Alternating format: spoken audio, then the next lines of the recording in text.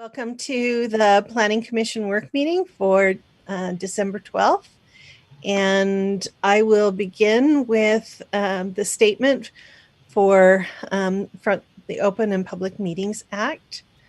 As of November 5th, 2020, in accordance with Utah Code 52-4-207 sub 4, the chair has determined that conducting meetings of the Provo City Planning Commission with an anchor location such as the council chambers presents a substantial risk to the health and safety of those who may be present there.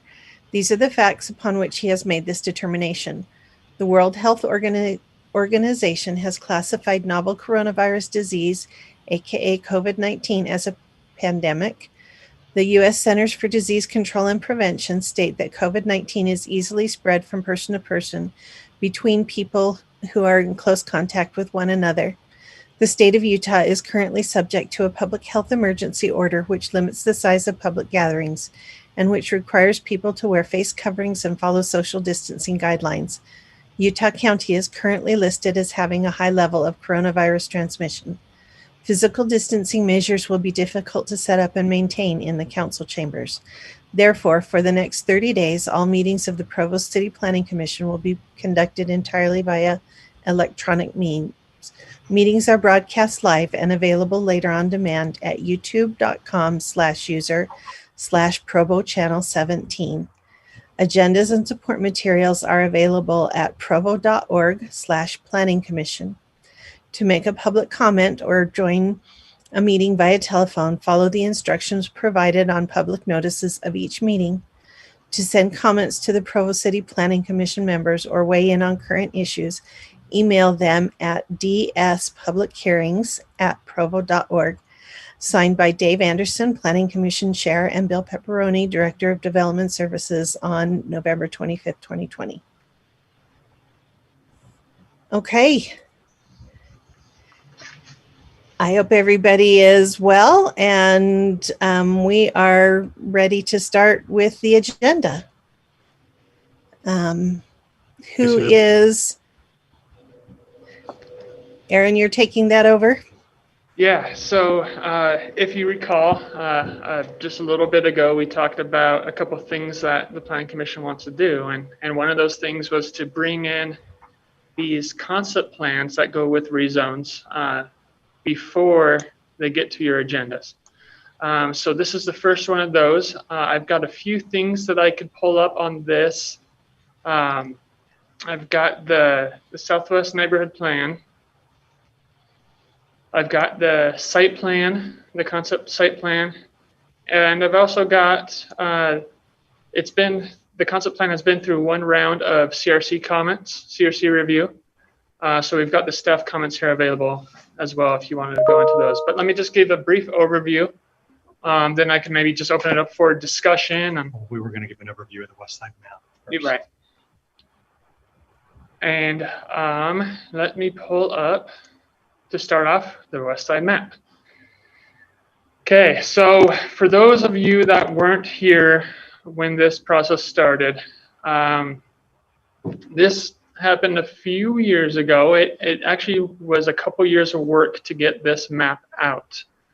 When we started looking at a neighborhood plan for this area, like we've done in other areas of Southeast and the downtown neighborhoods, the main issue with the Southwest was land use. Because there was so much open land, it gave a lot of options to how we could grow. There's committees put together with Bill Pepperoni and stakeholders over on the west side, as well as council members. And a couple of you were here when that was done. Yeah. So whenever we started neighborhood planning process, we create a steering committee. And in this case, the steering committee was represented by some members of the Planning Commission, some neighborhood chairs and vice chairs, and West Side residents. The reason why we felt like this was a priority was that the previous general plan, language, and map, we felt were kind of setting developers up for failure. And what I mean by that is that the the previous general plan only showed a couple different land uses on the west side. It showed residential for most of the land, and it showed airport-related activities right next to the airport, because we knew we didn't want residential uses backing up to the airport. That was all the general plan map had on it. It did have a couple public facility zones where the schools are. Then there was a general plan policy for the west side that said residential development should not exceed 4 units to the acre as a gross acreage calculation.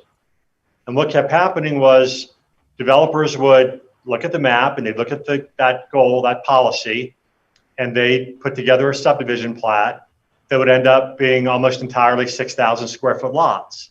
Because when you take all the roads needed for subdivision out and you get 4 units to the acre over gross calculation, what you end up with is 6,000 square foot lots. We had numerous neighborhood meetings on the west side that staff attended that were just brutal, with the developer presenting what he thought the general plan called for and the neighborhood not being open-minded at all to an entire subdivision of 6,000 square foot lots. So we were sending very mixed messages and very difficult messages to work with. Now, some members of the Planning Commission were on this committee, so if I misrepresent something or misremember something, please jump in and correct me. So we formed the West Side Committee. The West Side Committee began working on the map that you see in front of you. As that committee met and talked and went through different scenarios, it seemed to make sense to reapportion the 4 units to the acre in ways that would just seem to make more sense. So you notice that all of the nodes, if I could use the cursor, so all of the nodes that allow for higher density, they're along major roads. This is the one you just approved with DR Horton. Any place where there's a higher density, it's right on a major road. Okay, so that you wouldn't have to drive through a single family neighborhood to get to a townhouse development. The other place where there's higher density is right here, this mixed use village center. This is the only area that was designated to have stacked units. One of the goals, or one of the strong feelings we received from West Side residents, was that they didn't want stacked units on the west side because there's so many stacked units being built in other places of the city. They felt like it wasn't needed out there. We did put it up in this area to encourage redevelopment in a place that's close to freeway access and that's right on arterial roads or collector class roads. As part of that whole process we went through, we surveyed a huge number of the West Side residents. So this map reflects input we received from those West Side residents. The areas that you show in green as staying agriculture, those were residents who said, hey, I'm farming that area. I don't have any plans to change it in my lifetime, so I'd like to just leave it as agriculture.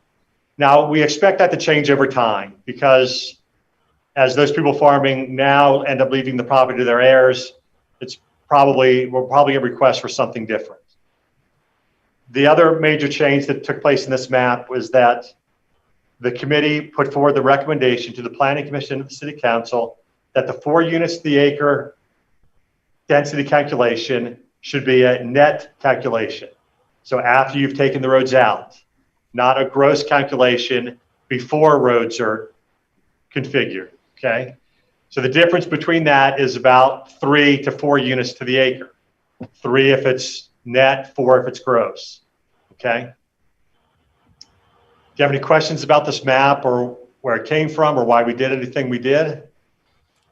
Could you clarify what the hash marks and lines represent? Like over by the airport, you've got the sort of looks like a lattice, and next to it, there's some area that has a cover or it has an overlay. So the hash do you know what I'm mark over by talking the about? airport is the airport overlay. Okay. So see over in the hash marked areas, some of that is okay, in the purple, and then the floodplain. Okay. and then some of it is floodplain, right? That's right. So those are what those things mean. So Okay. when we knew we were going to get a city park out there of 100 acres or close to that, we took the density off of that and we put it in other places. Okay. So it kept about that 4 units to the acre, but we knew that we wouldn't have density going there. All right. Any other questions? So you can go into your. And that's actually been a question that keeps coming up when we bring forward these proposals is how are we keeping these 4 units per acre when we're putting in townhomes and things like that? And it is because of these areas that were kept park, agriculture, office, airport related activities are some of these commercial areas.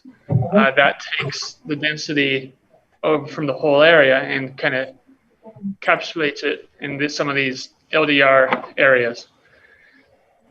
So like Bill mentioned, Aaron, I have a question on that. Yeah, when you are allocating that free area, that open space, and calculating the usage, are you reusing that open space multiple times, or is that just calculated as an average overall? So here's a helpful table that was part of the map when the council adopted it.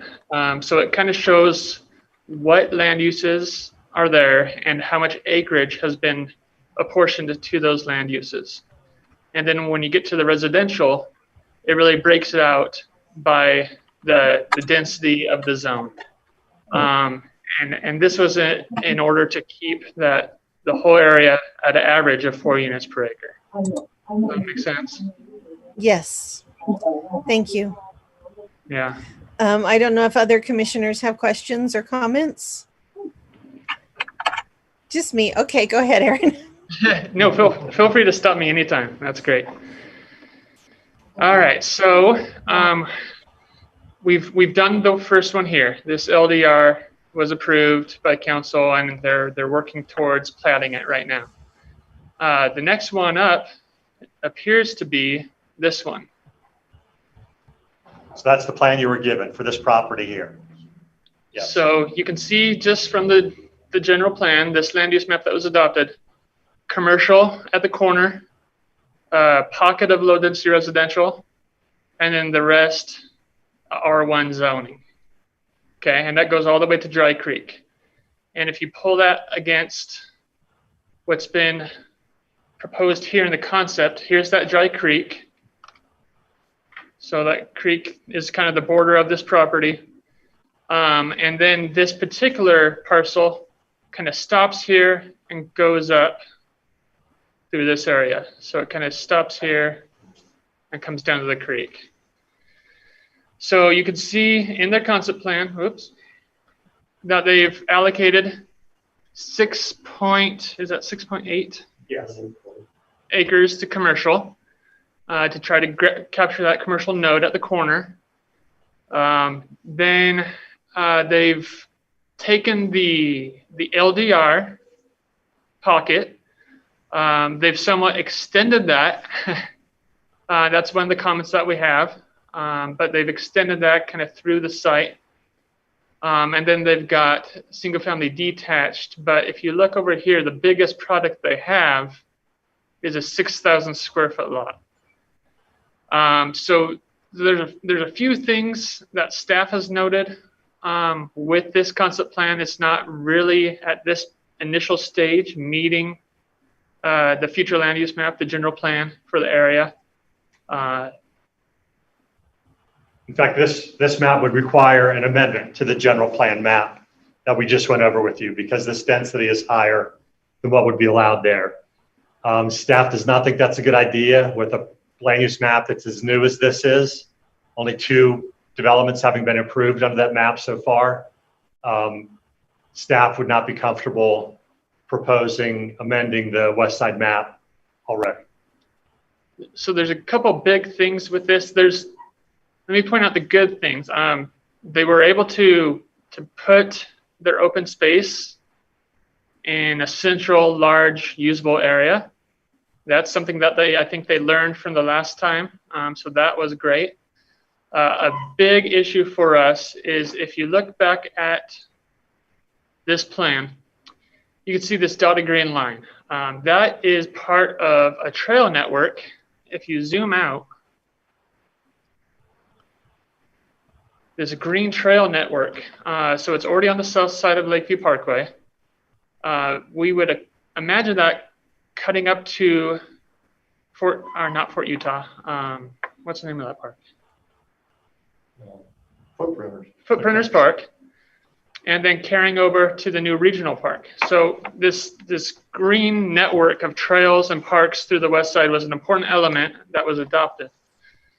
And you look back at this, that's been ignored. They've backed up single-family detached homes all the way up until their property ends.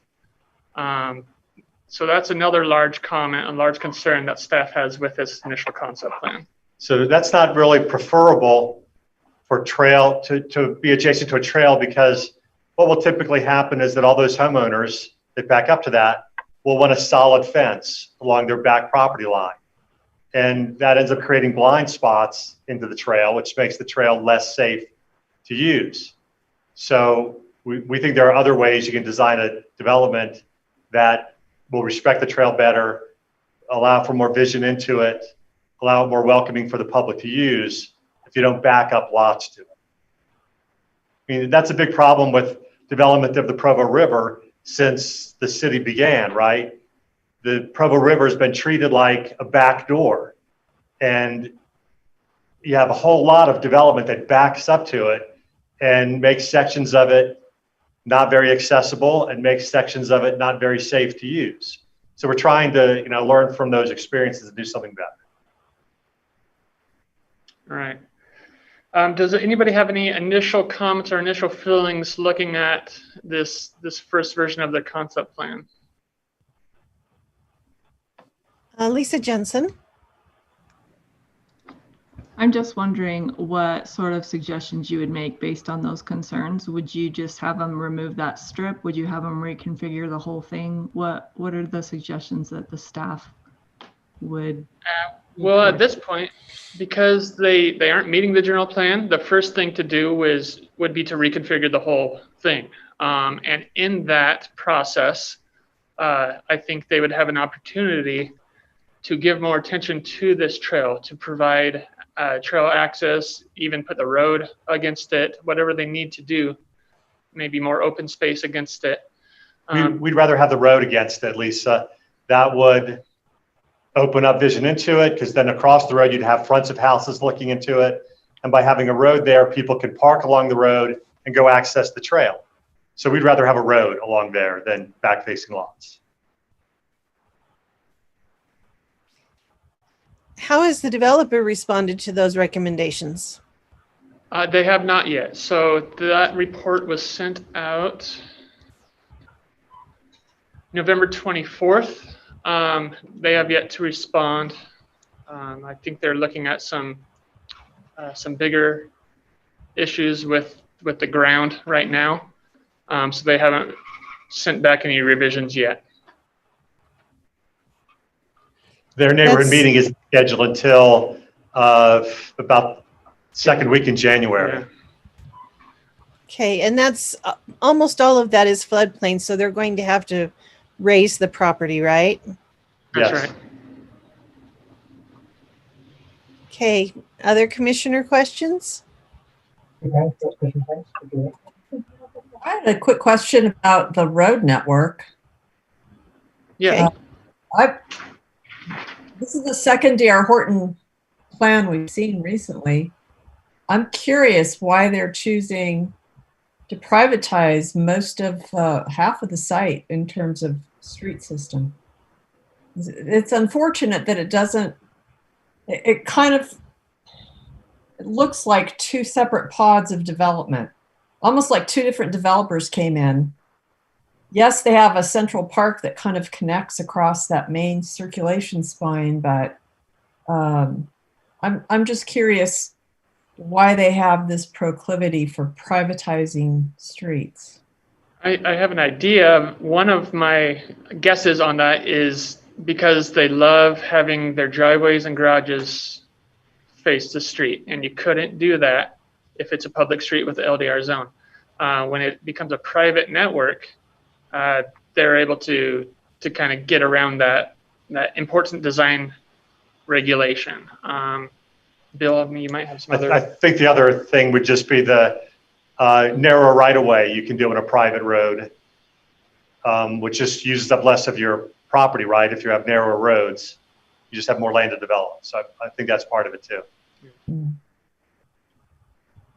Yeah, it is a concern. There's really there's not really a good public street network through the plan, like Ms. Jensen alluded to. Where there are single family detached lots, we would prefer that they all be public streets. This section, point to the section over here, Aaron. That's a private road. Yeah. And if it's single family detached lots, we think those ought to be public streets and be built to city standards. Speaking of roads, another obvious thing that I saw was this coming off the main collector, and if you could just remove 2 or 3 lots here, connect it down and have that end at the park rather than dead ending at a home and having to go around. That really kills your connectivity. It also really makes for a much more pleasant view corridor when you're driving down that street to be looking into a park, right? It kind of highlights their amenity, which is the park. Yeah. Yeah. Sure. It's like the money view as you come in. Okay, Brian? Yeah, I had a similar thought with Deborah that the road network, again, bothers me, and it bothers me on so many of these projects, but I don't think it's the roads so much as it is the blocks. In this one, we've got little teeny tiny blocks and one giant block. There's no rhyme or reason to block development, it feels. And I feel this is just a basic principle of all land planning, that we don't develop out quality blocks anymore. It really hit me when I was looking at a road map of Provo and looking at downtown, the blocks instantly pop out.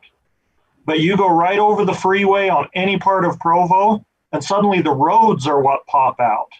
And they're very disjointed and they're very just kind of all over the place. There are no discernible blocks. In the single family, there are some blocks, but I feel like there's a specific scale where blocks really work well. I think it's different for different projects, but it seems like here we've got the 3 bears and it's just right. That's a good point, Brian, in that when the West Side map that we started off with went to the city council, at least one city council person was so adamant that we try to follow a grid pattern to the greatest extent we can as the West Side develops, that he wanted us to put local roads on the West Side map to make it really clear that this should be gridded out. Well, that's hard to do.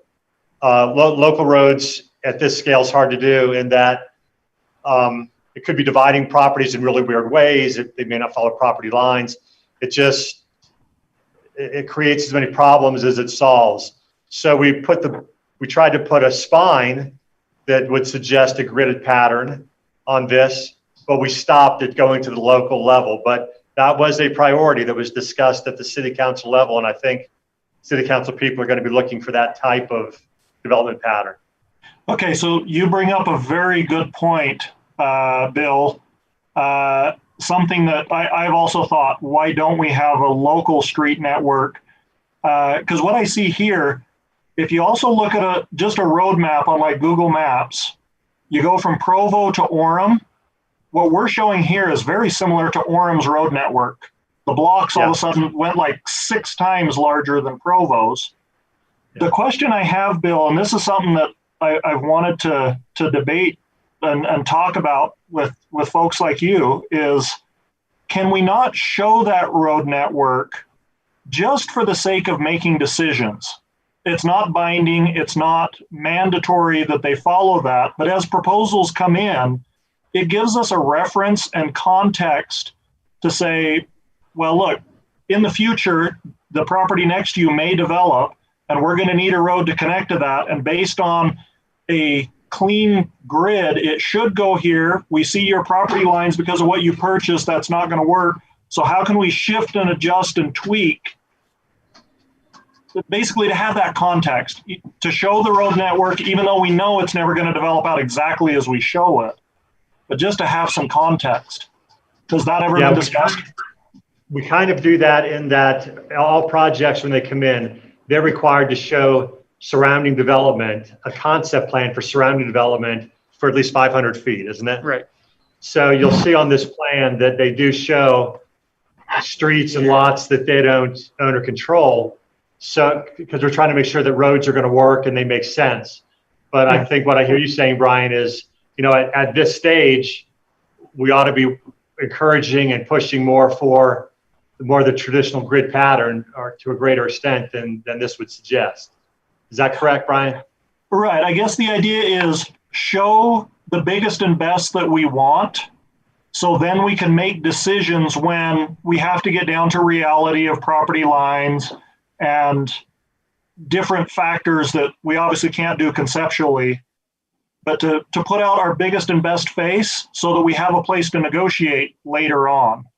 Where right now it seems like some of these projects come in and we don't really see beyond the property line. And so it's hard to make that decision, and it's hard to say, yeah, this is a great project without some sort of expectation of what might come down the road. And like I said, ideally it wouldn't fully work out, but just to have that to give us the context to make good decisions.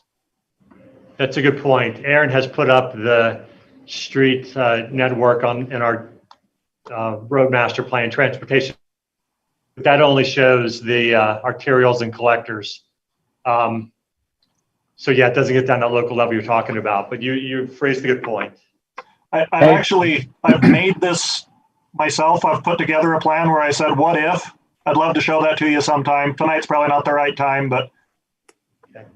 A lot of the comments that you're making on this project are comments that we made back to the developer. So on our current city standards, require a 500 block maximum. And you can see on that map that they've proposed that they have probably gone 1,000 feet in some places or more. Yeah, I was going to ask about that. Yeah, they need to cut that up quite a bit. I have just a couple of comments I'd like to make if I could. This is kind of a pet peeve of mine from an urban design standpoint. We are looking at the establishment of the framework for development after the parcels. So, for example, when Provo City downtown was laid out, what did they lay out first? The streets and the infrastructure. Then the parcels are divided within that. And over however many centuries the city exists, the parcels are repurposed. Maybe the land uses change. Maybe there's different buildings on them. But that framework is what sets the established context for future and current development. So without a framework on these parcels, you're letting somebody come in and just say, I'm going to make a pod of this and a pod of that. So they're not really integrating into the city network. They're creating isolated pods. That's why Orem's such a mess. And they're trying to fix it at University Place Mall, for example. Now they're connecting roads through it because they developed it as a pod. It's disconnected from its environment. So this is kind of, for me, the backwards way of establishing urban form. The street network, the framework, and the infrastructure come first. And then you can divide things for parcels and sell them out and build the city over time in that way. So I have real heartburn when I see this. I know what it is. Somebody bought a big pot of land and they just want to maximize yield. And the only reason they're making any street connections here are because the city's required it. Yeah, I think there are a lot of renowned urban designers who would say the same thing you're saying, and that you lay out the street network first and then the land uses. One comment along with that, one thing I notice here in the northern portion, the roads all turn not for any reason other than the property line they purchased. And to me, that's a really poor reason to start twisting streets and angling weird, just because the property you bought is angled weird.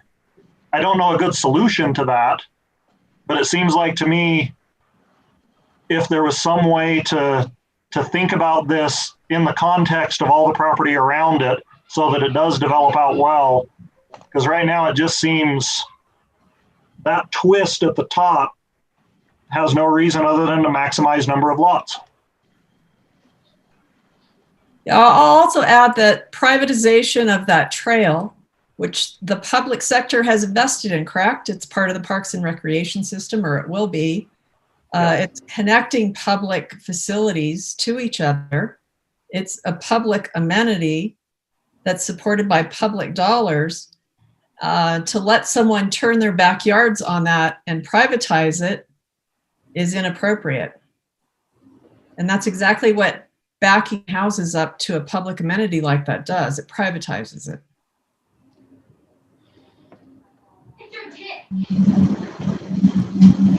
Dave.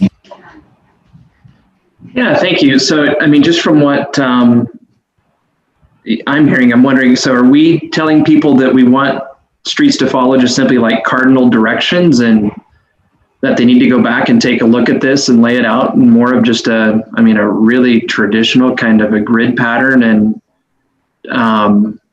just in as much as they can superimpose that on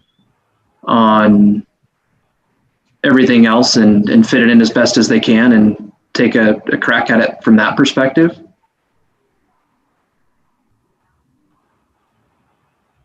And I guess Brian, or Deborah, you guys have any thoughts along that? I'm just trying to, I guess, because I think the composition of the different housing products that they have here, I think it's pretty good. I think it's a good fit for the location. If it's a matter of how they've laid it out and how they've designed it, I'd love to maybe try to zero in on exactly how they should approach this differently to be able to maybe have a chance of making it work here. Well, engineering did at least start to suggest that in the engineering has said you have to have, your block lengths can't be more than 500 feet. And that's a great starting point. But the lower, Dave, I agree with you. I really do appreciate the mix of housing typologies they've incorporated into this. I think that's the strong point. The weak point is the lack of connectivity through that more dense portion of the site. They're just, to privatize all those streets, they're privatizing their park, it's too much of a disconnect. Well, and I guess increasing, maybe increasing the number of, I'd say, stub streets, right, to neighboring properties to reduce block length and that type of thing, or adding connecting streets on the interior of the project. I think those are relatively easy things to do, but I don't necessarily see those really altering the form that they've put forth here. So in terms of maybe what you and Brian are thinking, is that enough? And when you say private streets, and I apologize, like usual, I'm late. I had expected that these would be predominantly public streets. I would expect the open space to be private. Am I misunderstanding that? So Dave, I could light that. All these light gray streets to the south, Okay. all of those are projected to be private with this concept. Okay. Below this public street going through. Got it. But everything that's maybe to the north of kind of the main east-west road, the little bit larger, those would be public. Yeah, except for this. Okay. And the trail, Deborah, is that the trail down along the Lakeview Parkway that you're talking about? No, it's Long Dry Creek is the one she's talking about. Oh, okay. Gotcha. which was Sorry. that was quite an important topic to the West Side neighborhood planning effort. They were very much in favor of that, the trail system. But the plan as proposed, the one that you see there, is significantly more dense than what the underlying general plan designations would suggest. And that's why we were saying this would take a general plan amendment. Well, I'm all in favor of this kind of density here. Again, for me, it's much more about what comprises the density. And I really like that it seems to be predominantly single family homes. I think that's great, but yet having higher density down next to a facility like the Parkway, I think that makes a lot of sense. I appreciate the comments about block length. I can pretty easily support changes for that. And I'm a big fan of public streets for lots and lots of reasons. So I think likewise, adjustments to make them public streets. And I'm just kind of trying to catch up now, I guess, with the comments that I'm offering. So I'd echo all of that. But again, the composition, I was very happy to see this, particularly thinking back to the project that's exclusively townhomes a little bit further to the east along the Parkway. That was kind of a shock for me, and I still don't really feel great about that. The one other thing that I'll mention about this, it's hard for me to see 6 acres of commercial development happen here. Maybe something on the corner, but basically a dead end street into the Parkway. The people I talk to just don't typically get too excited about that, the kind of groups that would actually use 6 acres. So maybe scaling that back, in my view, would certainly be worth considering.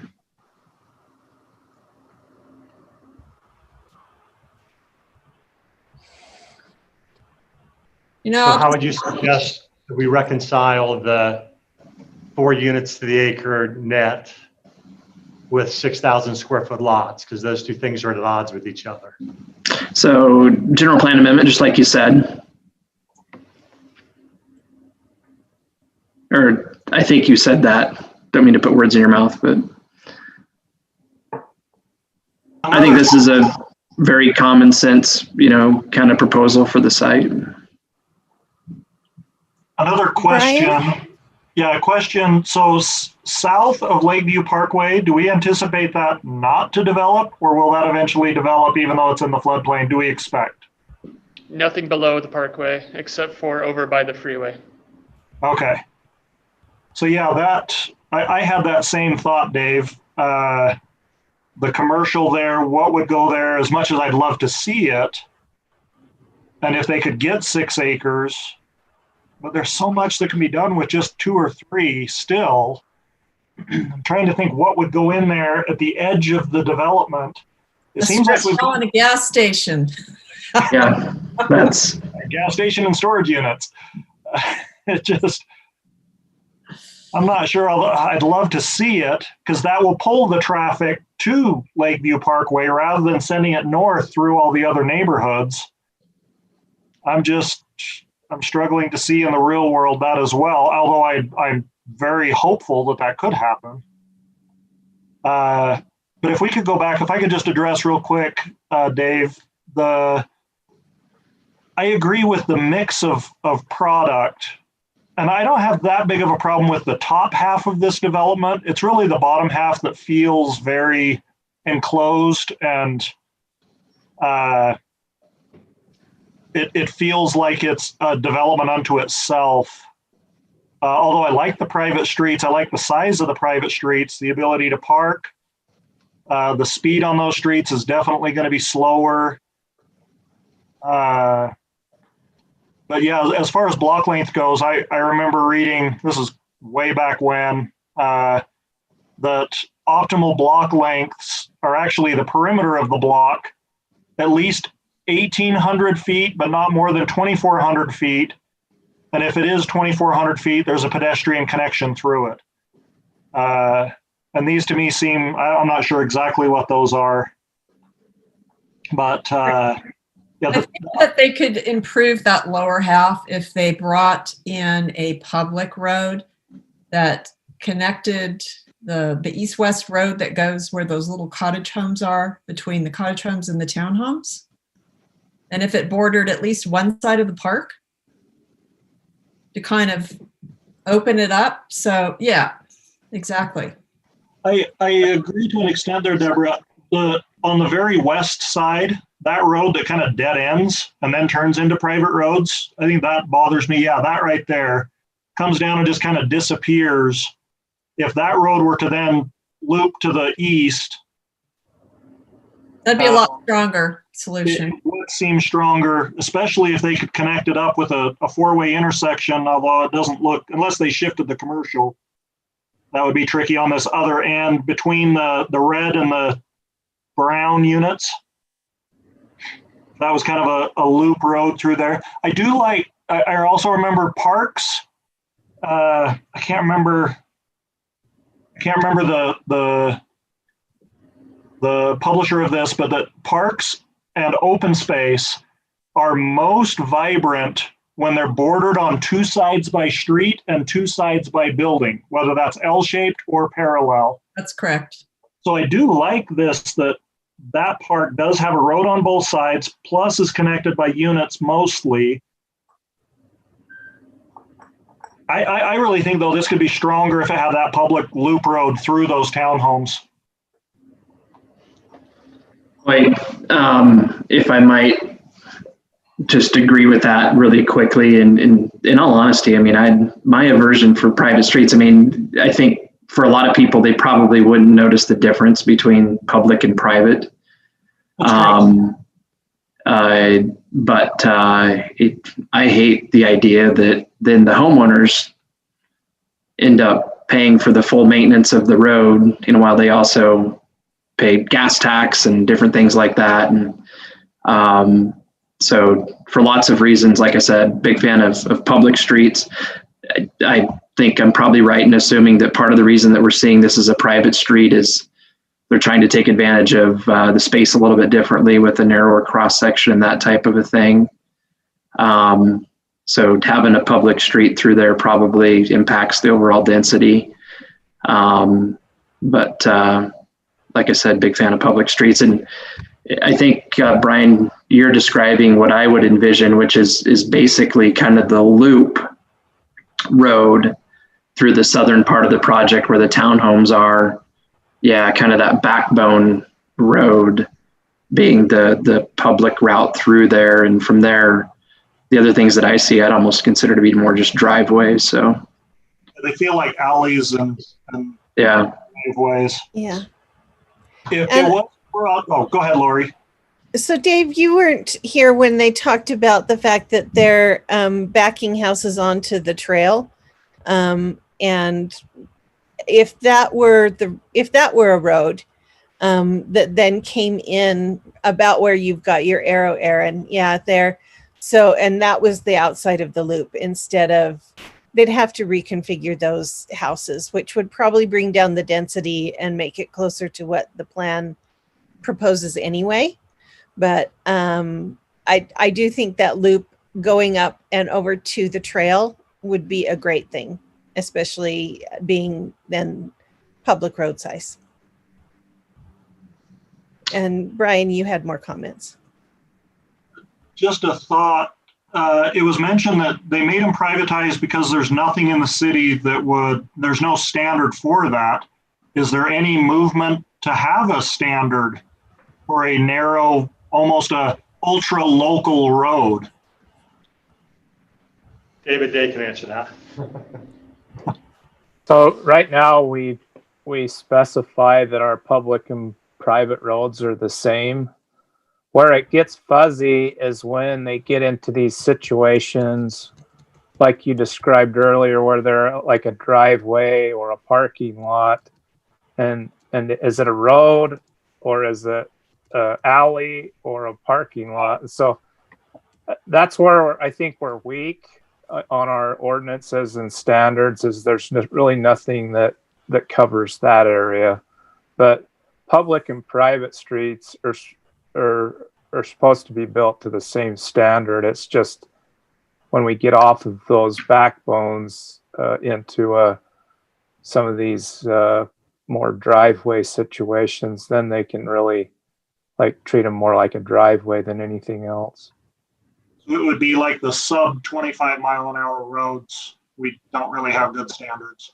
Yeah, and we've allowed some developments in Provo for probably 20 years to have up to 4 or around 4 units per driveway, to kind of a clustering effect that's worked quite well. But this sort of a proposal kind of takes it to a whole nother level. And so four, Okay, I think we would be fine with 4, but this is like 10 or 20. So we've got about 5 minutes left, and I don't want to cut conversation off quite yet. In TMAC, when I was as part of TMAC a year and a half or so ago, we talked about connectivity standards. I don't know that the city has come up with those, but I think having those would help with something like this, of saying how many paths and nodes and stops there can be, might make a little bit of a difference to this. I don't know who comes up with those though.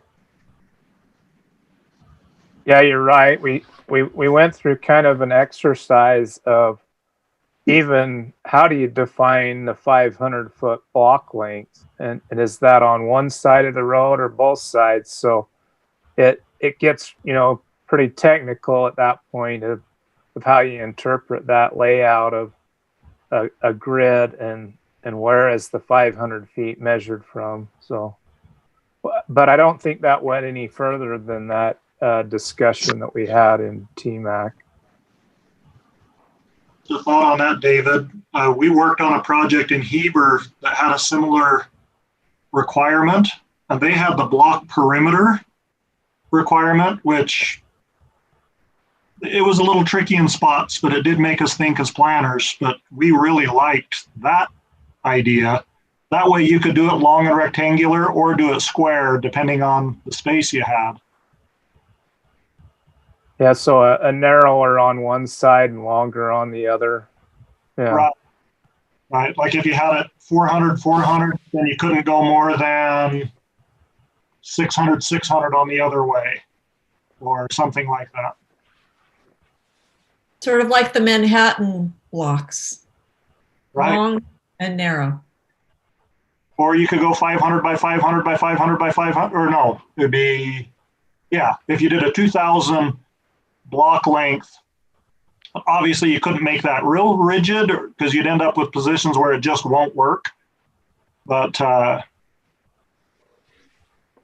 I don't know, something more to think about.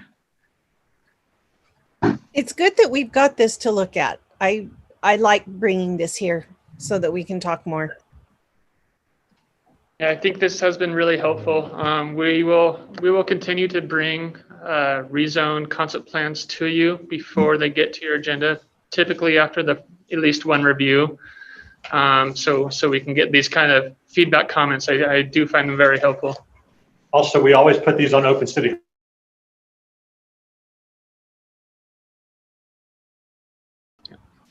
Okay, Dave? And then we need to wrap up, but does the applicant have any questions after all this they want to shoot at us real quick? The applicant's not on tonight, so this was just a kind of a study with you guys. Okay. The CRC comments, we're waiting for them to respond to the CRC comments. Okay. They can certainly listen to this or watch it afterwards. See what we think. Okay. Awesome. Thank you. 10-minute break then, or 11 minutes maybe. See everybody back at 6.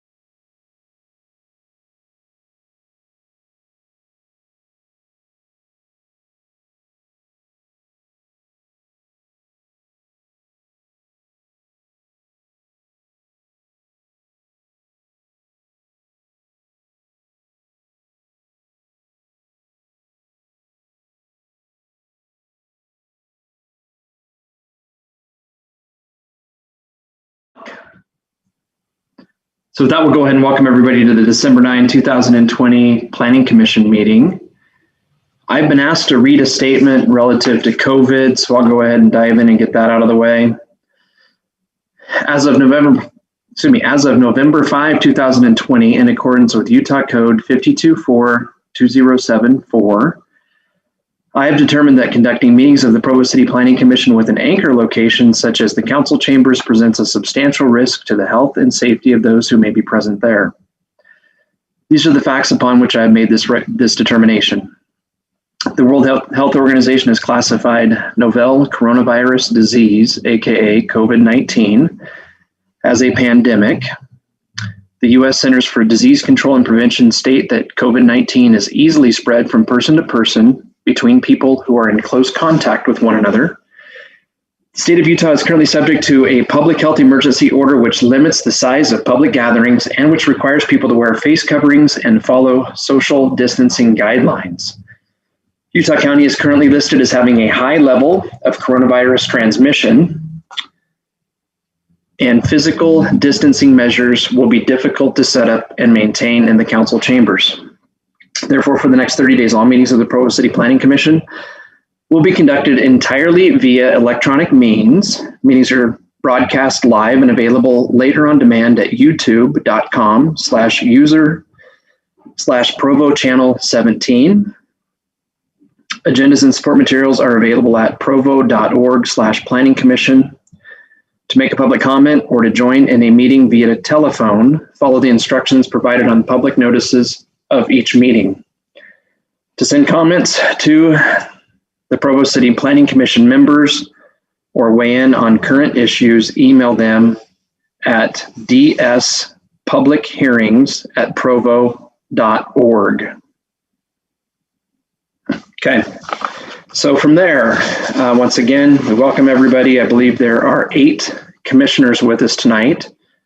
So we will go ahead and go down a list and ask each commissioner to state their name and declare if they have any conflicts of interest. We'll start with Allie Jones. Allie Jones, no conflicts. Thank you. Deborah Jensen. Deborah Jensen, no conflicts. Thank you. Lisa Jensen. Lisa Jensen, no conflicts. Daniel Gonzalez. Daniel Gonzalez, no conflicts. Lori Urquiaga. Laurie Urquiaga, no conflicts. Brian Henry. Brian Henry, no conflicts. And Robert Knutson.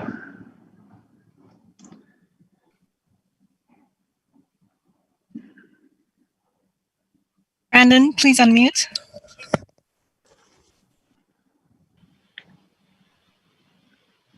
Say that again, sorry. Robert Knudsen, no conflicts. Excellent. Thank you, Robert. And I am Dave Anderson. I have no conflicts. Dave, Mr. Russell Phillips is here also. Oh, I'm sorry. He is here? Yes. Great. Well, welcome, Russell. We'll turn it over to you for a second. Yeah, Russell Phillips, no conflicts. Super. So that makes 9 of us. I think that's full strength. Okay. It's a great time of year to have a relatively short agenda. That's how I see it tonight. I'll go ahead and read in item number 1. George Bills of Gardner and Associates requests the rezoning of approximately 8.5 acres from CM, heavy commercial, RA, residential agricultural, and R1.6, one family residential, to R110, one family residential, 10,000 square feet, and A15 to the MDR, medium density residential zone, to facilitate the construction of a 204 dwelling unit project that's comprised of 30 townhomes, 30 studio apartments, 64 two-bedroom apartments, 81 bedroom apartments located at approximately 1724 South State Street in the Spring Creek neighborhood.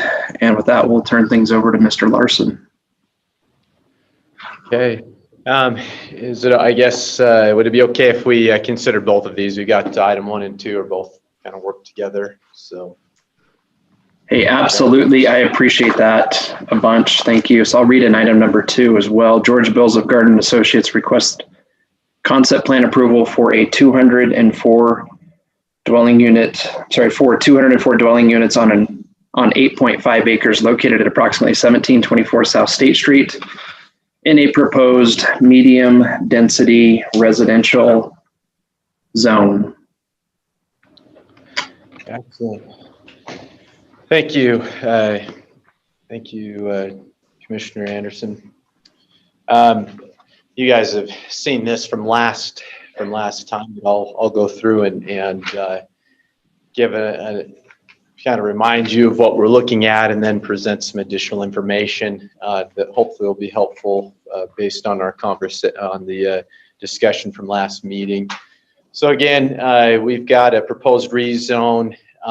We've got a property at 1724 South State. There is, as you can see, a number of the property has a number of zones on it, ranging from the RA zone to the CM zone, and the applicant is proposing to have those zones rezoned to this MDR, medium density residential zone, to facilitate a 204 unit development. This property is adjacent to the charter school here, the Treeside Charter School. Driveway bisects the two pieces of the proposed development. One thing I guess a couple things I'd note. You can see the adjacent zoning and uses. To the north, you have R110 zoning, and oddly enough, in that R110 zoning, you have a storage facility. Across the street to the east, you have a church and some heavy commercial uses, such as a tow yard and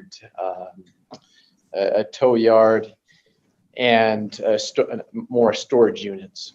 To the south, open land, but it's agriculturally zoned. A little farther to the south is also agriculturally zoned property in unincorporated Utah County. To the west, you've got the school, also a rail yard, and agriculture or industrial zoning in the county. So again, this slide just shows the MDR zoning that is proposed on essentially 8.5 acres. Zoom in on the property a little bit. You can see that there are, on the northeast and northwest, you've got a commercial operation in the northeast, and then some residential uses in the northwest. Those are proposed to go away, and to make way for the 204 unit townhome and apartment complex. I'd note that as far as the general plan goes, the general plan designation for this property is mixed use, and the property is also in the southeast neighborhood plan. The recommended zone in the neighborhood southeast neighborhood plan is medium density residential. So the proposal's in line with the 2015 neighborhood plan. Concept plan, in that slide should have shown you this. So the future land use map is here and shows the MDR zoning for the subject property, which is circled in red. Concept plan, they're proposing 204 units. You can see the layout of the property bisected by the driveway going into the school. They are proposing 30 townhomes and 30 studio apartments. The studio apartments are overlay on top of the fourth story of 4-story buildings there. So you've got 3 stories of townhome, 1 story of studio apartments. There's 7 of those buildings, total of 30 townhomes, 30 studio apartments. And this shows the location of the 2-bedroom apartments. There's 64 of those units, and then 81 bedroom units. The parking, they've worked really hard. That's one of the things they've really worked with staff on quite a bit is working to park this appropriately. They have sufficient parking, exactly the amount they're required to have. They are not proposing to share any parking with the school to the west. Amenity space is a requirement in the MDR zone. They're required to have 10% amenity space based on the amount of floor area in the project, and they have quite a bit more. I think 140% of the required amenity space. You can see the amenity space kind of central here in the northern portion of the development. They've got pavilion and some sports courts. The detention area could also be used as a gathering area and play area. And they also have an amenity down on the south end of the project. Road dedication on the northwest, there's a proposed or a planned collector on the west side of the property running parallel with the rail line here, Spring Creek Drive. And you can see the two accesses here, State Street, 1640 south are the accesses here. I'll take you now to some of the, or to the elevations for the project. The first one we have here, I believe, is the 1-bedroom units. On all of these, whether they be 1-bedroom, 2-bedroom, or townhomes, the majority materials are stone, and then like a cement board, like hardy board. So you can see the 1-bedroom, 2-bedroom looks similar, and then of course the townhomes, which have two car garages. I'd note on this on either side of these buildings, these are stairwells accessing the units. And then here's some artist renderings, or some renderings of the structures. These are, I believe this is the 1-bedroom units, and then a townhome. Looking at the front, some of these would front onto, I believe they'd front onto State Street. And then the back side, where you have the garages. We'll note that there is some additional parking on the outside, some tandem parking on the outside of these garages, but that was not counted towards the parking requirement. The code doesn't allow it. So going back to just back to here for a moment. Neighborhood meeting. This did go to a neighborhood meeting. It went to a couple of neighborhood meetings. The most recent one occurred on October 3rd. All in all, my perception of the meeting was that it was positive for the development. I do recall a gentleman asking some kind of somewhat technical questions about traffic and drainage. This, of course, went through a CRC review, went through a year of CRC reviews, and the applicants really worked with the CRC to really do quite a bit. They've worked on the drainage, the traffic. Those were a couple of concerns that were addressed, but they've also worked on the layout of this development. I know that last time Commissioner Henry mentioned block structure. I think that was something that was an improvement, and we asked them to kind of make some improvements in that regard. We asked them to try to centralize some of the amenities, and they've been really willing to work with staff to try to make this, I think, a much better project than what was originally submitted. Some of the other things that were referenced at the neighborhood meeting, there was reference to, there were concerns about the number of kind of medium dent. They called them high density. I think that that may be a little bit of a misnomer, but medium density apartments, townhomes, they're concerned about the number of those types of housing units popping up on South State, and they were also concerned to make sure there were design standards to guide the project. So some of the things that were addressed at the meeting, and some of those latter things were referenced on something called Open City Hall, a forum for people to leave comments online at the City Council website. So I want to talk about a few things relative to housing and demographics, things like that. So there's been a number of developments, as you know, that have been approved along South State. You can see the list there on the left-hand side. That's a total of 537 newly approved apartments and townhomes.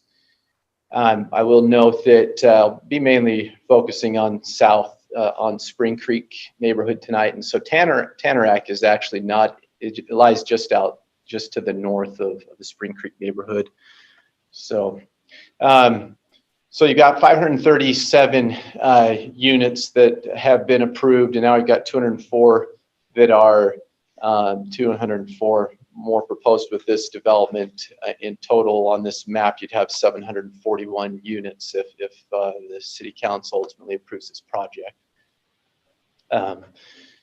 The mix of approved units, quickly 63% for of the already approved units, are 63% are apartments, 37 townhomes, and then the proposed units are similar, 68 and 32. This is from the Southeast Neighborhood Plan. This shows kind of the mix. I particularly want to focus on Spring Creek. There was I found what I thought was an error in this, but I think what the problem was, there's a large manufactured home complex that I don't think was considered in this mix, and so I added it in there. So you've got basically half of in Spring Creek. Let me say this again. So this neighborhood plan was done in 2015. So in 2015, about half of the housing units were townhomes, and another 13 or so were detached structures. So you had 66% of the structures. We consider the ordinance, the zoning ordinance considers a townhome a attached single family home. So if you consider that, you had 66% of the housing units as single family dwellings in 2015. Going to go back to some updated information based on our approved units, and then the possibilities if this other development's proposed, or this proposed development is approved.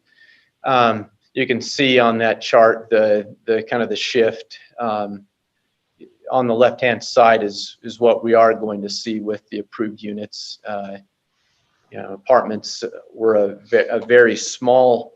I think there were only 60 some odd units beforehand, and now they make up a pretty good chunk now. And then townhomes are losing a little bit of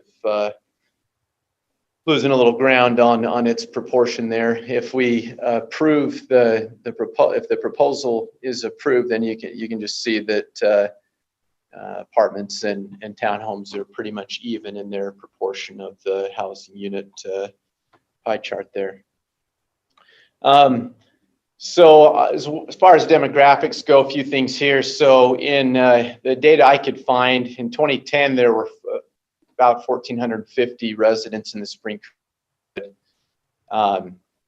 You had 501 housing units, and with obviously with the approved units, you're gonna you may double that population. The households in Provo, the persons per household is 3.2, and the median income just over $32,000 a year.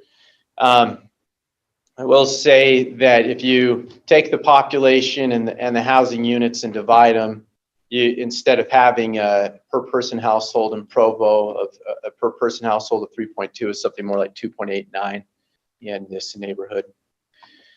So that's just a little bit about that. If you applied the 2.89 to the approved units, you'd add about 1,350 residents. With the 3.2 household persons per household, to be about 1,500. If you start applying, considering the approved and the proposed units, you could end up with somewhere around 2,200 new residents in this area. So we're making some ground on getting some more people in the area, and hopefully that leads to some more commercial opportunities. As far as commercial, I wanted to identify the commercial areas in the zone in the area. I highlighted the commercial zoning. This CM zoning is quite extensive. It runs all along that east side of State Street there. And then there's quite a bit on the north. So CM again is heavy commercial. You've got a SC2 community shopping zoning right there. That's as I noted in my staff report, it's been there for near 2 decades now. As has this SC1 area, which finally has developed. There of course is a gas station there now. So again, just highlighting the point that there was a lot of discussion last time about the southern property south of Remington and you know what that might look like conceptually if it was you know commercially zoned, which is in line with our neighborhood plan. And what I've found is essentially you've got 7 acres of potential of land that was proposed for SC1 zoning. And the applicant has given us a conceptual plan for how that could be laid out. He's given us 2 restaurant pads, a strip of shops, and a convenience store, and a connection going from the project down to the southern commercial area. Yeah, right in, right out on the State Street, up on the north of the 1860 South and at State Street intersection. As far as like some staff kind of thought about, you know, maybe some of the reasons why commercial development hasn't thrived, and some of the things, you know, as we thought about that, some considerations. Rooftops have been an issue historically, but as I've noted, that issue is getting better. We will likely see the population double in this area soon. Rooftops add clientele for businesses, of course, and which may precipitate the need for additional commercial services in the area.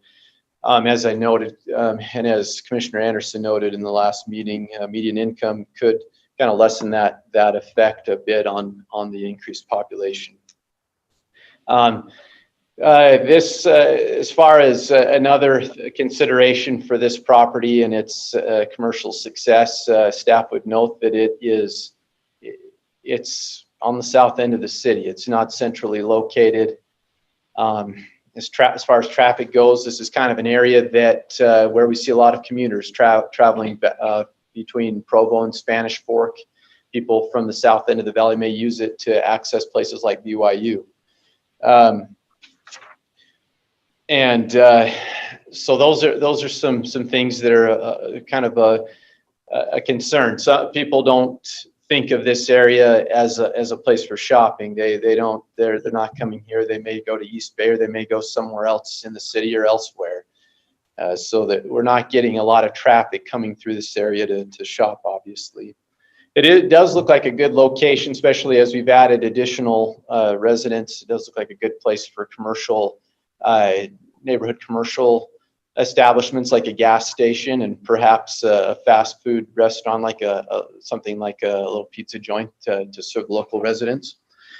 Another thing that so additional rooftops and some design standards. There's a design corridor that has been established for South State that is helping to beautify the area and will help beautify the area. It will take some time for us to see the fruits of the amendments to the ordinance, but things like buildings closer and fronting on State Street and required landscaping, a tree every 50 feet will certainly help. Attractive building entrances, restrictions on building materials can certainly help beautify this corridor and make it more attractive for development in the future. And one thing that was brought up last time, a concern, the traffic study. Traffic study actually had actually been submitted, and that was noted in the staff report. It hadn't, and so there is, and I can let David Day talk on this. It's more of an engineering thing, but I've got a couple of points.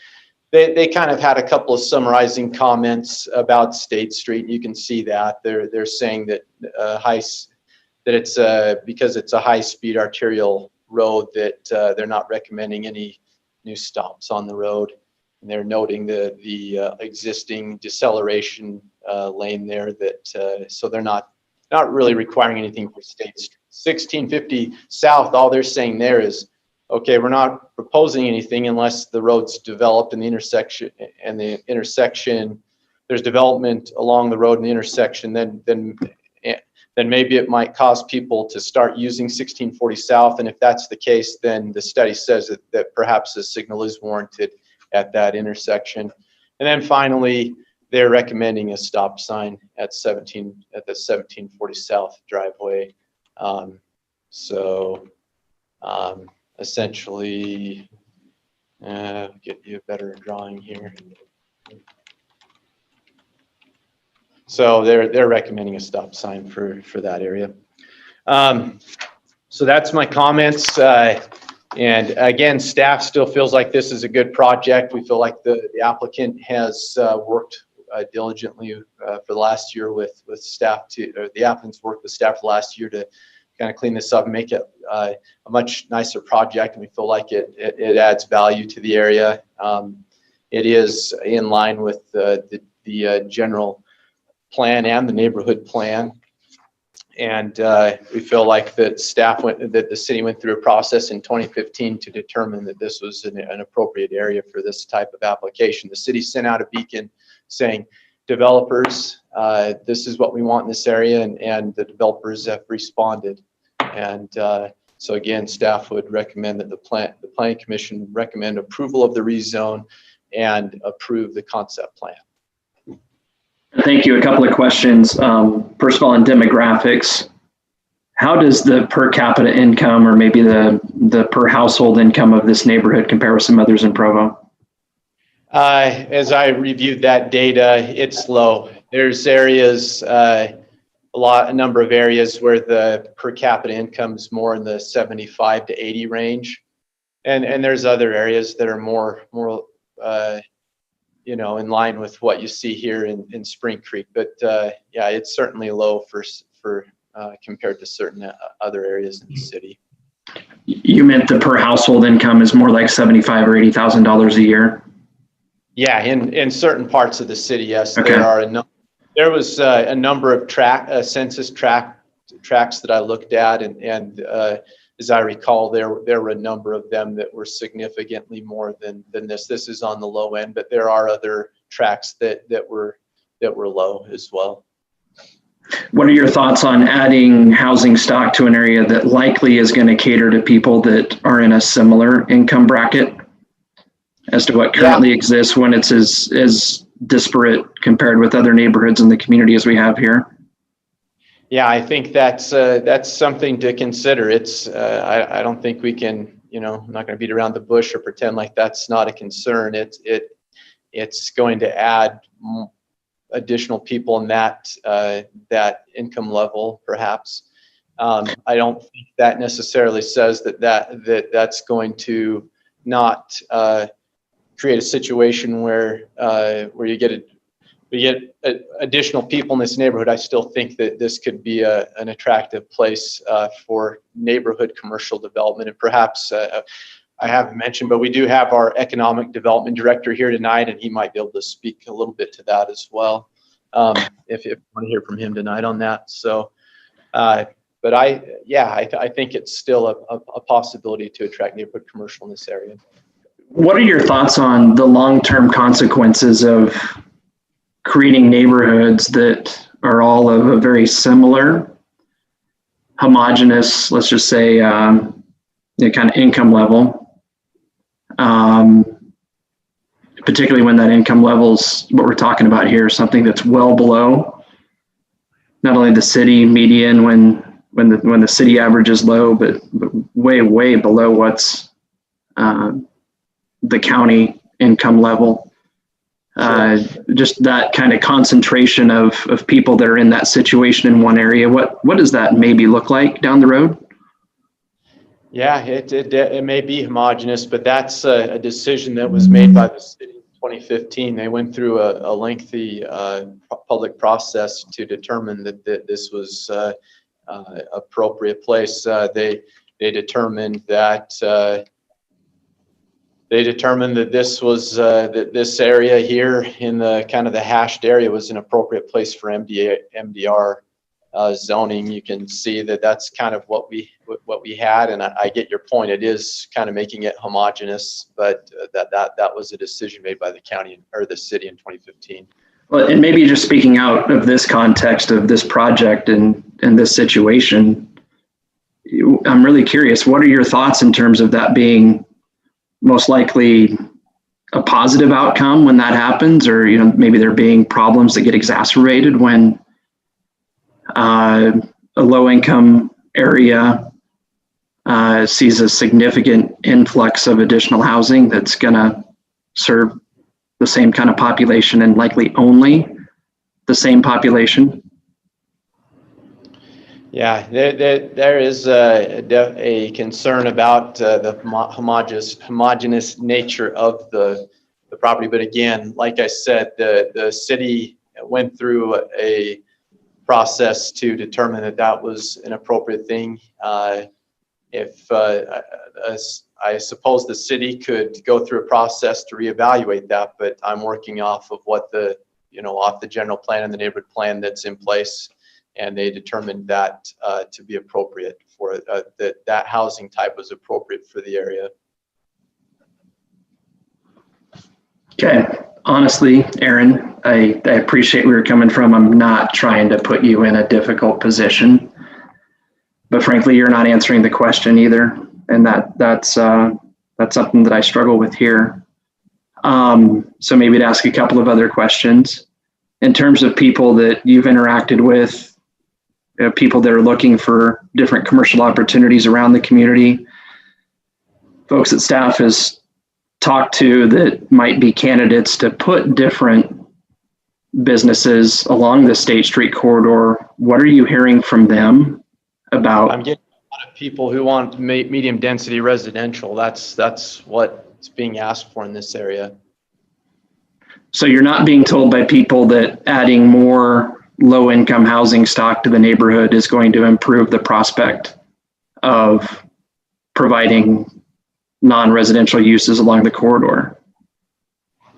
I mean, I heard that staffs discussed the likelihood that just more rooftops are going to help make things feasible that maybe haven't been in the past. And again, to try to be maybe more direct, in my experience, just adding rooftops is not important. It's adding certain types of rooftops that people feel have disposable income that's sufficient to support businesses. Any thoughts about how the income level is what drives investment for non-residential uses? Well, maybe I just would take a stab at answering your question, Dave. Yeah, please. I don't think this project was proposed as lower income housing. And so, the clientele that may or may not decide to live there is market driven based on need and demand and availability. The lower income issue that Provo City has is kind of a citywide issue because of the student population that we have, because of the county services that are here, and those kinds of issues, you know, will be dealt with more broadly as we attract higher quality businesses and jobs, and as the housing stock expands to give more opportunities. But I don't think anything about this project suggests that just because it's a higher density, that it's a lower income bracket that they're tailoring the project to. I think you're finding a lot of the younger population wants denser housing. They don't want yards. They don't have large families like we used to have.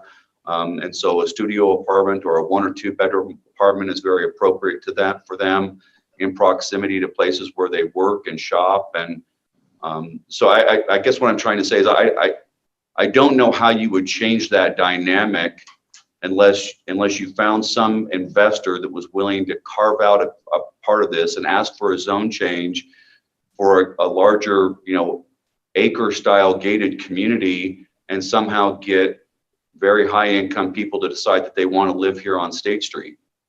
Keith, the majority of the units are either studio or 1 bedroom apartments. That's simply where I'm coming from, that, you know, regardless of what the specific, you know, rental rate might be, that certainly is going to have a likelihood to cater to I guess, lower rents than you'd see with a different kind of housing stock. But once again, I mean, maybe if you'd take a stab at answering the question about the correlation between household income and non-residential investment. Household income and non-residential investment. What do you like mean commercial? Like, I mean, when you, as the economic development mind for the city, when you talk to people and they ask for numbers for the city and you provide that, you know, what kind of feedback do you get when you talk about places that have a household income of $32,000? Are you talking about how household income as an average in the city affects our ability to attract businesses and commercial? You could talk, I think, from a citywide perspective or neighborhood or whatever. And that's a really leading question. I'm sorry to ask it the way that I did, but I guess maybe just to try to ask it differently, if you'll just bear with me for a second. Do you see the continued kind of development like what's happened and what we're looking at here as genuinely adding to the likelihood that someday these people through this corridor are going to have access to services that right now are miles or only miles and miles away? Yeah, well, yeah, actually I do, because I don't think that a commercial real estate person is going to look at the demographic of just this project or projects within walking distance of this project. I think they're going to look at the overall demographic within a 3-mile radius of this. And so the lower income designation that Provo City has isn't just a function of this corridor or this neighborhood.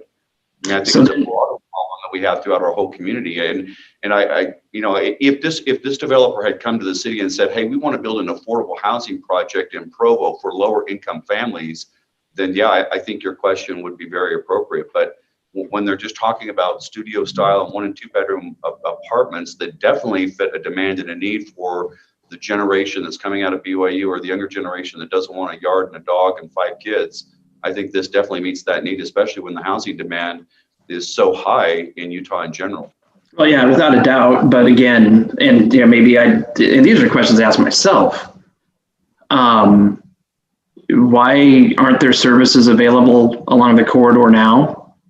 You know, there once upon a time, a few years ago, there was a grocery store on the north end of State Street that fell out of favor in the marketplace, probably for a lot of different reasons. But it's unique, I think, to have an area like this that is as underserved as it is. And I think it's much more unique. And some of what I'm speaking to, Keith, relates to projects that went through this process, I think before you came to work for Provo City, where they absolutely were presented as low-income housing. So that certainly has been a common thread that we've seen with many of the units that Brandon presented earlier. So I guess those are some concerns. And for me, seeing that 82% of the students at Spring Creek Elementary participate in the free or reduced lunch program, free or reduced price, I guess you'd say, lunch program. I think that's more than any other elementary school in Provo. And there are elementary schools in other neighborhoods in Provo that certainly are very, very challenged in terms of the issues that come with having a population with the types of needs that that come along with that average income level being so low. And anyway, that's why I've struggled, I guess, with other projects, over here that, again, it's the same thing over and over and over again. And, the idea that because, there was a plan put together a few years ago, we set common sense aside today when we're looking at a project like this is something that I really struggle with. So, well, and my only comment would be historically, I think that's all very interesting to talk about, but in deference to the applicant, he's filed an application based on the code that we have in place, the master plan we have in place, the general plan we have in place. And if we have a problem with that and with what we think that does to our city, we have an obligation to change that.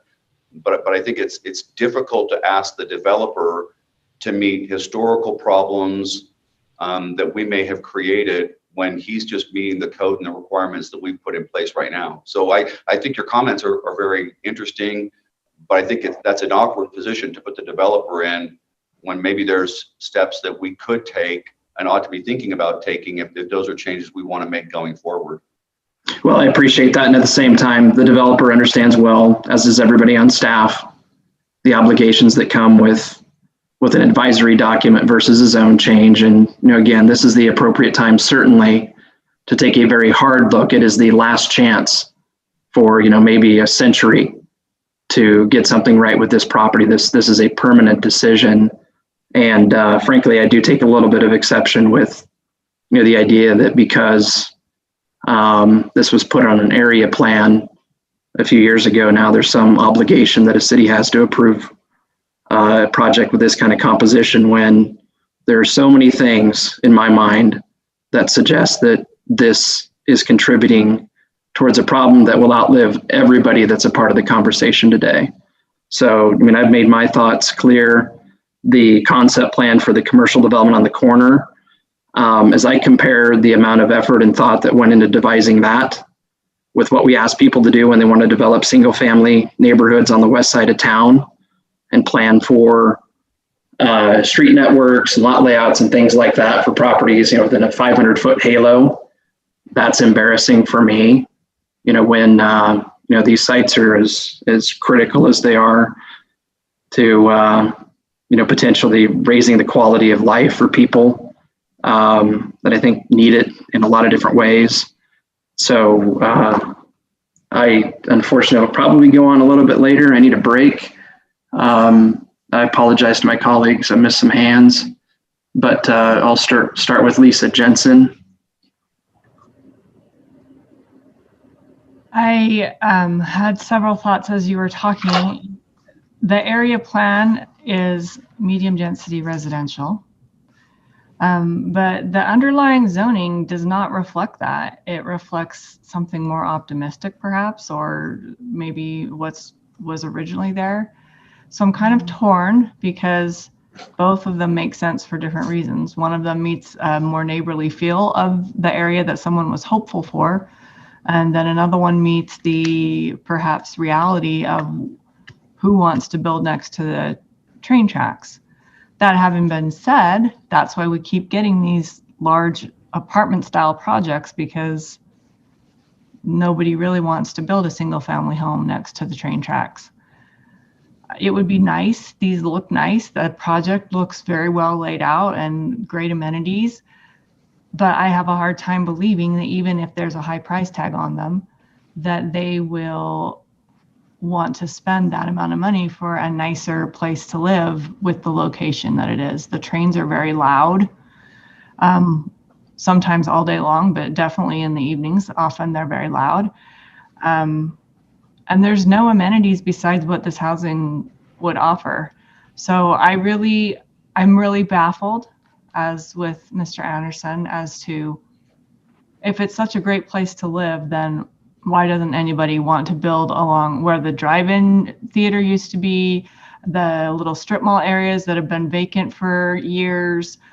There's something else about it that makes nobody want to be there, regardless of the mix of housing. And we're just putting a greater mix of housing, or I guess a greater imbalance of housing here, with people who aren't invested in the community, with people who don't want to be here forever because they rented an apartment and may or may not stay.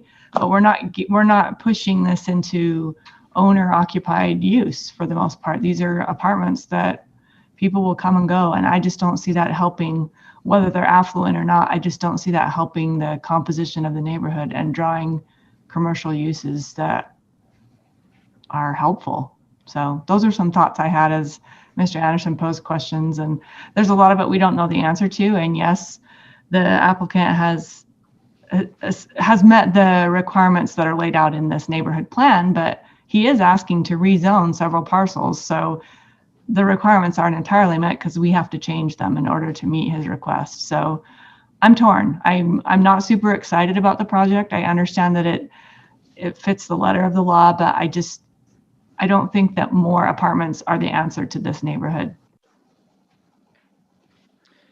Thank you. Commissioner Henry? I also had several thoughts. To start with, the idea that young people want apartments, I think that's a notion that's been overplayed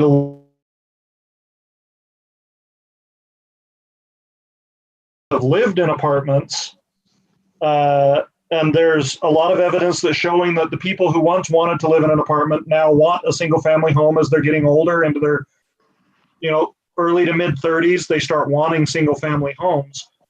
But the other part of that is that young people want apartments in areas that have amenities. This to me is a drive-to apartment building. There is nothing to walk to. There is nowhere to walk. People are going to have cars and they're going to drive. As far as the demographics go, I guess one of the hardest parts about the MDR zone is, to Dave's thoughts here, the MDR zone could be low income 1 and 2 bedroom studios, or it also covers $1 million penthouses. They're both MDR. So how do we get more of one or the other? Let's see. Is it Mr. Larson? You had mentioned that you had put out kind of a blast to developers what you wanted here. Is it possible to refine that a little bit and say, we want to see more higher income properties, whether they are MDR or not, or we want to see more single family? Or I guess the idea is, at this point, is it too late on this one? Because of what's already been said, the developer in good faith has developed with the information he knew. I'm really struggling to change that on him tonight after he's ran down the road so much with the information given. But how do we prevent this going forward so other developers know that maybe we are saturated with low income on this end of town, we need higher income, and maybe we need some more single family if that's the way we want to go? How do we kind of put out to the development community so they're not buying stuff in good faith only to find out at planning commission that we're overbooked with one type or another? So that's kind of my thoughts. I mean, as the layout of the development goes, I don't really have any issues that way. I guess in the grander scheme of things, though, is now the best time to tell this developer we need higher income properties? And should we have done that earlier in the process? As well as I don't think new developments are technically low income. Still a lot of questions, but anyway, those are kind of some of my thoughts I had. The applicant hasn't had a chance to speak yet either, so I'd like to point out, so. Okay. I appreciate that. Deborah, do you want to speak now or do you want to wait? I think I'll wait. Thank you. Okay. I don't see any other hands. If the applicant would like to speak now, that'd be great. My name is Dave Gardner. I'm working with Don Mullen on this project as a planning consultant. And we have been working on this for well over a year with the planning staff on working through different issues. All I can say is this plan, when we first started it, was consistent with the general plan and the neighborhood plan. We had neighborhood support in our meetings. It's not a low-income project, although the rent will be low on some of the units because they're small.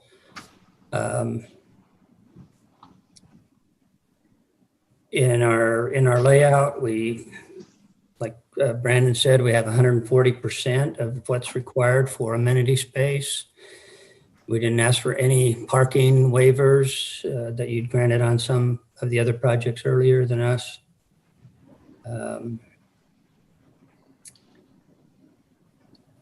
The townhomes are not cheap. They're fairly expensive. We think we can sell that many of those units because we think there is a market for that out here. Any more than that, we're a little nervous about that higher ratio of townhomes. So anyway, if we need to change the general plan, I understand that. We'd like to get this project approved and then send out the new message to developers that we don't want any more of this. That's fine. I think it's unfair to close the door on us when we've been trying to work through all the different issues and acquiring 14 parcels to clean up a blighted area. So that's my position. Don't have much more to add. Dave, I appreciate that. A couple of questions. In terms of the apartments, will they all be held by one group? Will they be split up among different? Our plan is to sell off a portion of the apartments, roughly half. I don't know, don't hold me to that, but to individual buyers, we want to keep half or less than half to manage and maintain ourselves, or the applicant does. I'm not involved in that. The townhomes would be sold, the studios would be sold. The idea is to sell enough to leave us with a very low debt ratio on the other properties. And in that situation, I think that's a plus because as the developer, he'll want to keep things, held well and maintained well, which will keep the place from looking less worn out in 20 years from now. The townhomes, in terms of how they'd be marketed, and I appreciate whatever candor you can share with this, but do you anticipate those being sold to investors? Do you have any feel for that at all? I mean, I'm trying to get a feel for likelihood that. Excuse me, I'm sorry to interrupt. Likewise, sorry. I don't think the investors can get a good return on the townhomes. That's really designed for owner-occupied people, and I think that with today's interest rates, I think we'll see a lot of them take the studio on top as well, although that will be a separate unit. It'll be condominiumized, but that would give them an owner-occupied unit with a studio rental income unit, which would be very appealing to a lot of the young couples who want to make an investment in real estate in the early stages. So I'm excited about the mix. I think this is different than what you've approved before. You've approved mostly 2-bedroom units. This has got a lot better mix. I think it has a lot better chance of maintaining its integrity over the years. But I understand I understand your concern. I understand that you think too much of this has been brought in, and maybe the master plan needs another look at it, at that goal. I know the neighborhood is still positive about the master plan the way it is now. The neighborhood chairman's here; she can speak to that if she gets a chance. So I don't know. It's a dilemma. I don't think it's as bad as you might think, Mr. Chairman, but it's not going to have the negative effect, in my opinion, that you might have, because it's not low income, just because it's a little cheaper. Part of the appeal of the 1-bedroom unit is for the single person, because so many younger people are not getting married as early as they used to be, and if they can buy that and own that and build equity, it's a way for them to get on the escalator of home buying, which just seems to be going through the clouds. So that's why we think it's a good project and why we think it'll work. So I might misunderstand some things that would change my perspective a little bit. Probably not to like a sea change kind of level, but are you saying that the units will be for sale? Like you could buy a 1-bedroom unit? Yes, so, not all of them, but most of them. So I think that our goal is to pay down the construction obligation to the point where it's very small and maintain these over many years. This is a long-term investment for our group. When I hear apartment, I think that is earmarked forever as a rental property versus condominium. These are going to be condominiumized. So okay. That facilitates, it doesn't mean that an investor won't come in and want to buy 3 of them. Right. That might happen. And if we get that investor in the early stages, we'd probably sell. But once we reach the point where the numbers work, that our debt service is down low enough that we've got a healthy positive cash flow, then we'll be the one that rents those.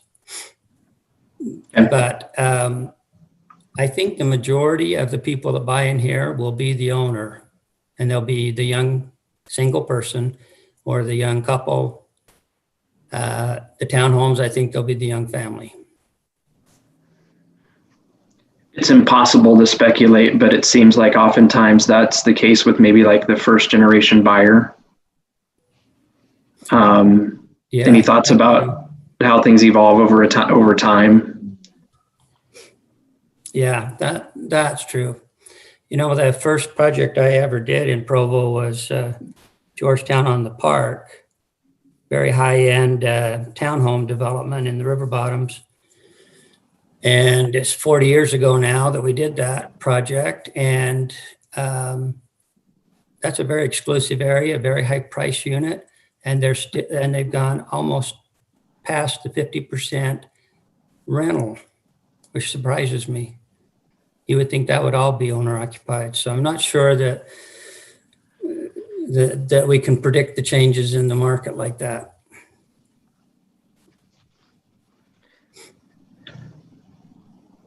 Well, Mr. Gardner, I certainly appreciate that description of the project and everything you shared there. Commissioners, any questions for the applicant? Commissioner Urquiaga? Thank you. Actually, Commissioner Henry was ahead of me in line, but I'm going to jump in anyway since you called on me. couple questions, Mr. Gardner. One, is there going to be an issue with left turns going north on State Street out of this development? Because I can see people wanting to go to Provo from to the northern part of Provo more than south.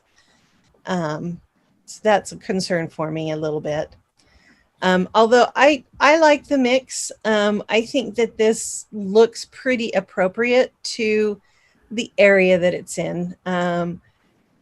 It's not going to be a high-end home development right next to the railroad.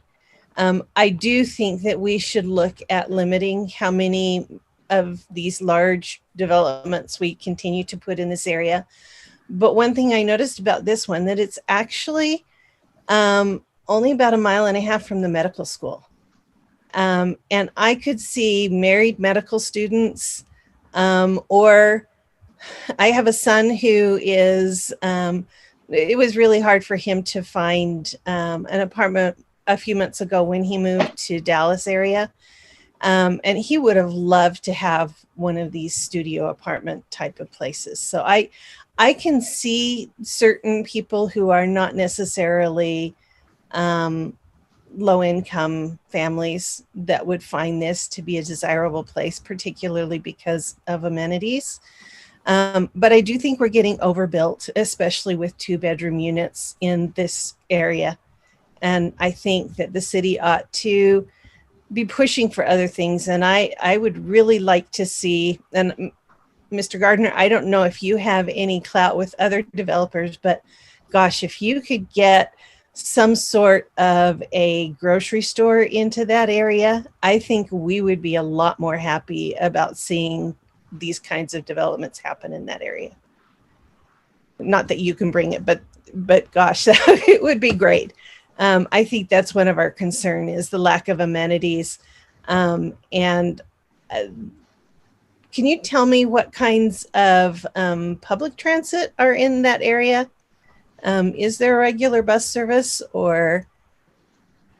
Yes, there is bus service, but it doesn't stop right here, right on this project yet. That would be something we would work with the staff to try to get UDOT to, or UTA to work with us on. I think we could justify a stop there. I would think so once you've got more people.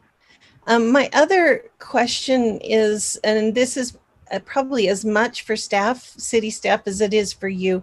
What would it take to get a light either on at the entrance to this or on 1840 South? Dave, can you answer that? Dave Day. Yeah, David so Day. David Day. Yeah, can you hear me? Yes. Yes. Okay. So the only place that we would be able to put a signal would be at 1640 South. And that would be at such time as it met signal warrants. They do an analysis and they determine if it's the proper time to put in a signal through a warrant study. So I would anticipate that if this gets approved and it gets fully occupied, that this would most likely meet a signal warrant at that 1640 South intersection. Okay. The other question I have is the road. I'm assuming you're building the road, although it's going to be a public road that's to the west between this development. Extending that road, and this would not be your responsibility, Mr. Gardner, it would be more the city's, but extending that road down to where it would connect with the other major road to the south, and I can't remember what the name of that road is, but the one that goes over to the medical school might make sense traffic-wise, but I wonder, is it prohibitively expensive to do something like that? We have a road plan to go south, but it does not connect to Lakeview Parkway. It goes underneath and would connect down at 2000 South. onto Tracy Hall Parkway. Okay. So it would go under. Talking about Ms. Urquiaga. There's a big grade change right where you're talking about. Okay. Yeah, there'll be about 50 feet of elevation difference between the bridge up above and the road down below. Okay. I see people who would want to go to Provo having difficulty getting out of this place. But if they were to turn right and then head over on Lakeview and go over towards the mall, I guess that would make sense too. Yeah, and what we're hoping to do is connect up that road along the railroad tracks. It should go clear from 1120 south. You have to actually kind of go by that new park, and then you would turn west and then get right against the tracks and be able to go all the way down to this development. And we have a signal currently at 1320 south. And so, you know, that'd be another option for them to get out of this area if all those roads get connected up. Okay. What's the time frame on that, David? So with the developments that have been approved so far, we're down basically to the pay storage units with that road. So just like 500 more feet north of this project. So. Okay. All right. I think that's all my questions. I guess it's Brian's turn now. Thank you, Commissioner Henry. He's first, Commissioner Urquiaga. Just a simple question for Mr. Gardner. What do you anticipate those townhomes are going to sell for? They're going to be in the low 300s. Okay. And then another comment from earlier that I just remembered. I worked on another project professionally up the street from here, and I know that developer also planned for his units to be kind of a high-end unit. They definitely weren't low income for what he was planning. So I personally really, I don't see any issues with the design of this plan. I kind of like it given the layout of it. I guess that's all my comments. That's all my questions. Okay, thank you. I don't want to put Commissioner Gonzalez on the spot, but if I saw a hand that I missed, I apologize. Do you have anything you wanted to ask him? No, not at this point, no. Okay, thanks. Well, I don't see any other hands raised for any questions that we might have for the applicant. So if we can ask staff to help then to open the public hearing. Let's go ahead and do that. If we have the neighborhood chair, Mary Miller, available. Okay, let's start with Mary then. Mary, go ahead.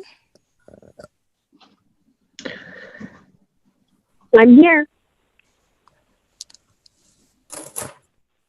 Hello. Oh, good, good. This has been quite an interesting thing for me tonight. I've listened to everything that has been said. And I can tell you, at some point, there will be no more developable land in this neighborhood. I have lived here in excess of 40 years, and that piece of property has not changed. This is a positive thing to have this here. I know there is great concern over what will the cost be. Is this an area that will forever hold a title that says we are all low income, sorry souls? That bothers me. Our street alone has had doctors, veterinarians, lawyers. I could go on and on. This is not necessarily a terrible low-income place to live. And maybe that's me. You've touched on some nerds there. I don't know. I do know that I represent the people of this neighborhood, and this is a very good development for this area. I think that the developer has worked diligently with the staff, with everyone, and I absolutely respect the staff's knowledge and input in all of this. I'm not a city planner, but I have learned a lot in the 6 years I have been involved. They know what they're doing. I think to be concerned about what comes to us in the future is a good thing. We would be foolish if we kept our head in the sand. But I do not believe that this development will be that way. I believe what Don Mullen has shared with the neighborhood. I believe what Dave Gardner and George Bills have shared with us. I believe this to be a good development, as does the rest of the neighborhood. Now, we know that there will be things that will come. And for instance, the light, where to put the light. Again, once it is warranted, it's not something that we haven't, we meaning a collective thought, haven't already, considered. And so some safe things have been put in place, and we acknowledge that. None of us knows what really will come, and every development, ultimately, whatever comes of it is on the heads of those who come after us. We are doing everything we can to make sure this is good. And I promise you, this will be better than a vacant lot with weeds up to your eyeballs. I believe in these people who have brought this proposal forward. Our neighborhood believes in them. Yes, we've seen a lot of development in our neighborhood. And as we watch it come up, it is exciting. It is exciting. We could even, I can't tell you how many times I have walked from my home here on Mountain Vista Lane to East Bay. It is a wonderful, wonderful walk. Now, I may be simple-minded, but exercise is exercise. So expecting anyone to bring you everything that you might need is ludicrous.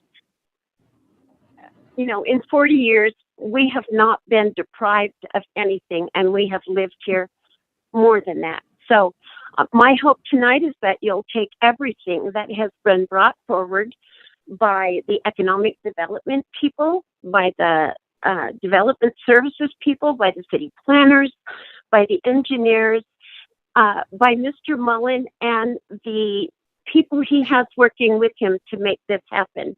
It is a good thing. We thank you for your time.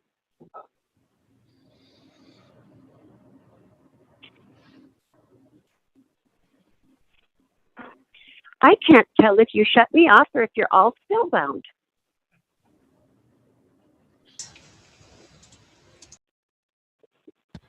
We thank you. Okay. Dave, you're on mute. Shoot, sorry about that. First of all, Mary, thank you. I said that when I thought she was finished. For staff, is it? I am. I'm finished. I'm good. Okay. Once again, we appreciate your comments. Is there anyone else that would like to participate in the public hearing?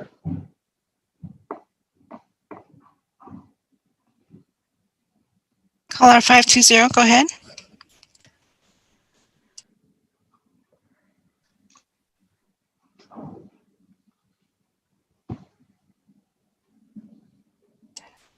Caller 520, press *6 to speak.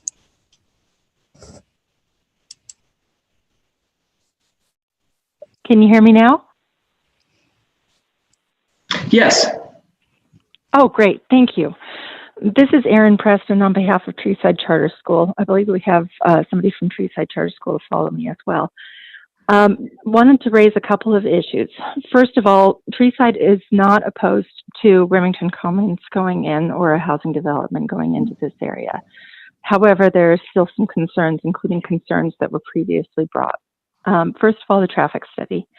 The traffic study of November 2nd is still inaccurate. It still has Grind Athletics, Muscle Works, and private private renters of the school that haven't been there for over a year. It still lists Treeside Charter School as only having 400 students. They have more than that. In fact, they can enroll up to 530. So the traffic study is still the old study, and it doesn't account for what's gone on in the last year, which is ongoing accidents and congestion of parents and the traffic to the school that has been an ongoing issue. Additionally, the neighborhood meetings have never been held where there was an accurate traffic study to analyze. It's only been held with this inaccurate traffic study. Concerns with the traffic actually increased with the strip mall proposal. Egress from 1724 South, which is the school's entry and exit, could be further blocked by the strip mall where people are coming into and out of the strip mall parking lot. So that's an additional item to be concerned about. The school would like to have a traffic study done that is both accurate on the school's information and on what that commercial property could do. As to the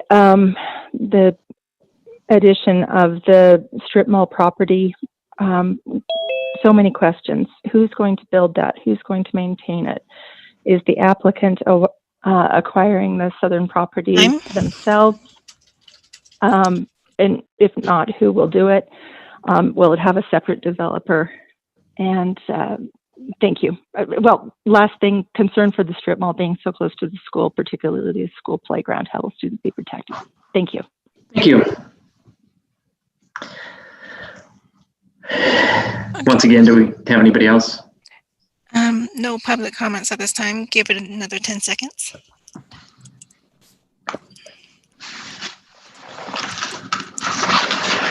Caller 031, go ahead. Hi, can you hear me? Yes, go ahead. Can you? Yes, please go ahead. Yes, we can hear you. Thanks. Sorry about that. Thank you for your time. I'll try to be brief. I want to state and sort of underline what Ms. Preston talked about, which is the first and last name, ma'am. Mrs. Townsend from Treeside Charter School. So I would like to underline the traffic study is inaccurate. Also, the supporting document that is the covenant for cross parking. If you'll notice, that was recorded in 2019 and clashes with our lease where we have exclusive parking and our rent pays for exclusive use of that road and our parking lot, and we are still owed by the developer several parking stalls that are part of the development agreement with the city.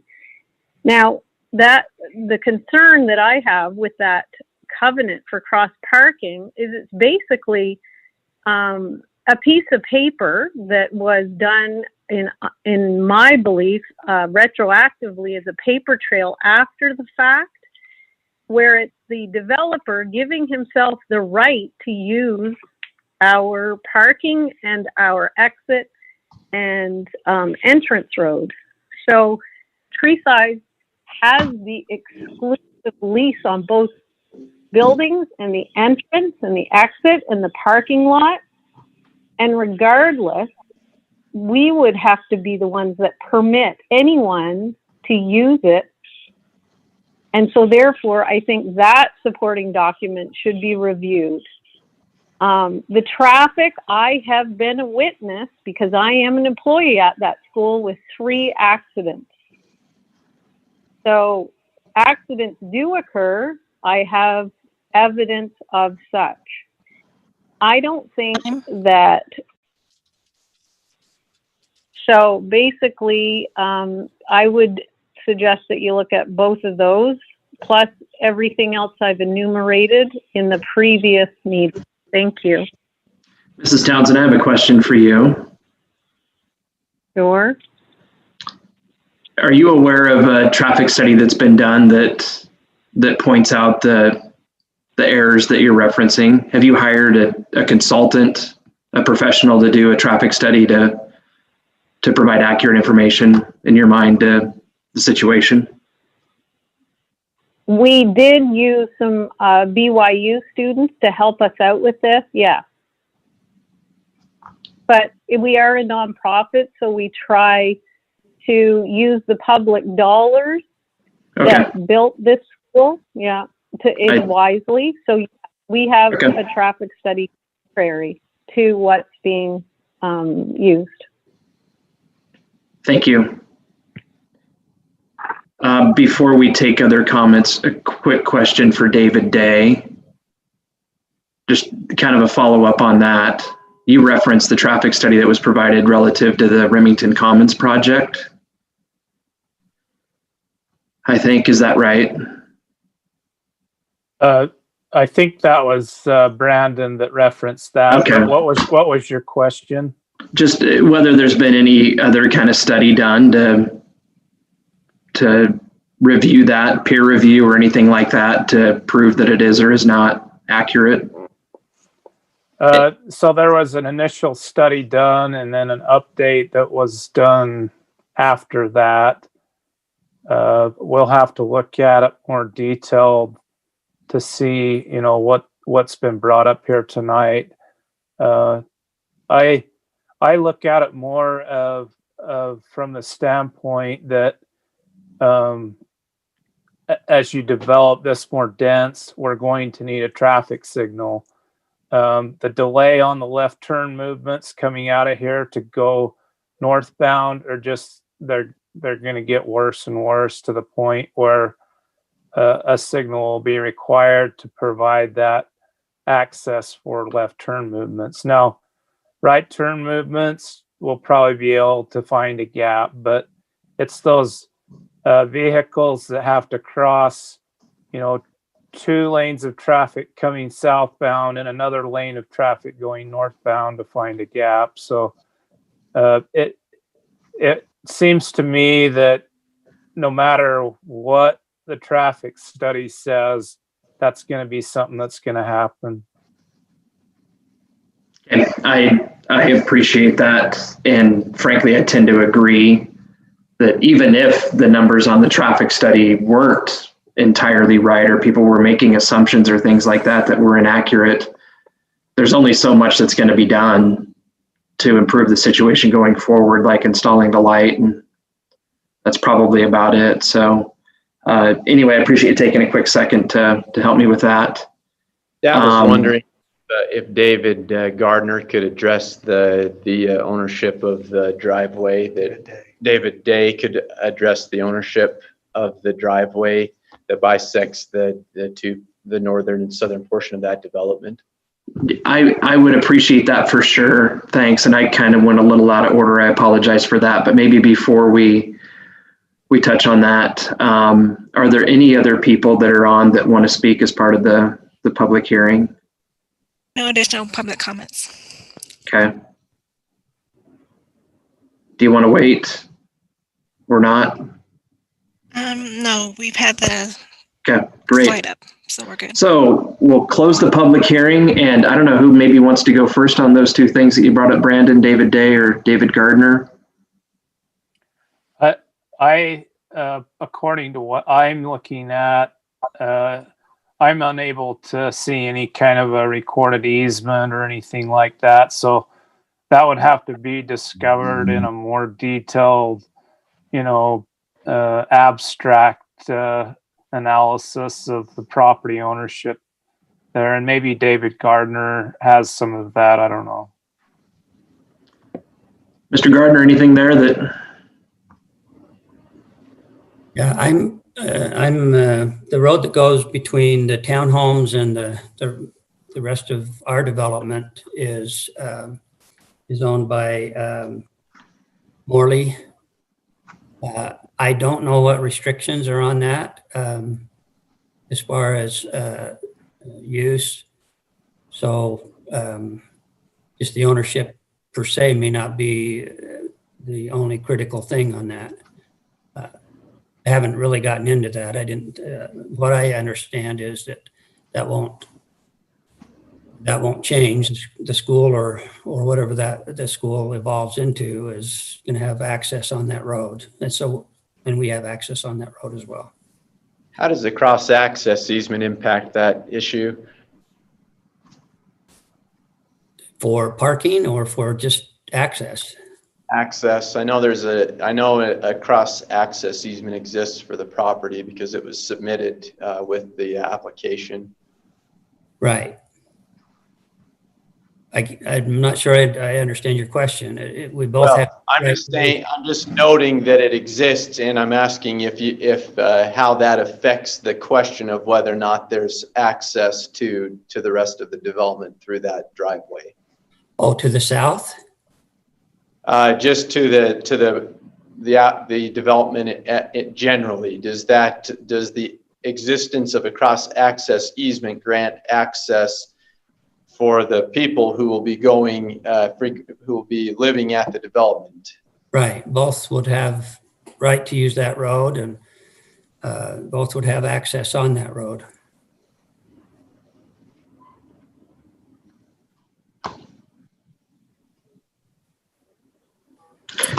In the latest, Mr. Chairman, in the latest update on the traffic study,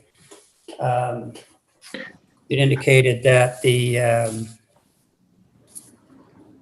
engineer recommends that we have a stop sign as you're pulling out on the 1724 South. So if you're exiting, you would have a stop sign before you could turn right. And you'd have a stop sign before you could turn left. That's one thing he's recommending we do right up front, which makes sense.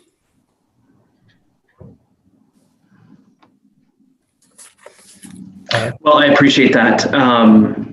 With the public hearing now being closed, we'll just turn the discussion back for the commission. I think I saw Lori's hand up first there. Lori, do you want to go ahead and take the floor? I'm ready to go now. Thanks. You. Just a clarification, I recall that the parking that is currently there for the school is not something that the development is planning to use. Is that correct, Mr. Gardner? That's correct. Okay, so their parking is exclusive, but the driveway would be shared. Right. Okay, thank you. Commissioner Jensen? Thank you, Mr. Chair. I just wanted to make a few comments, sort of my thoughts on the entire discussion.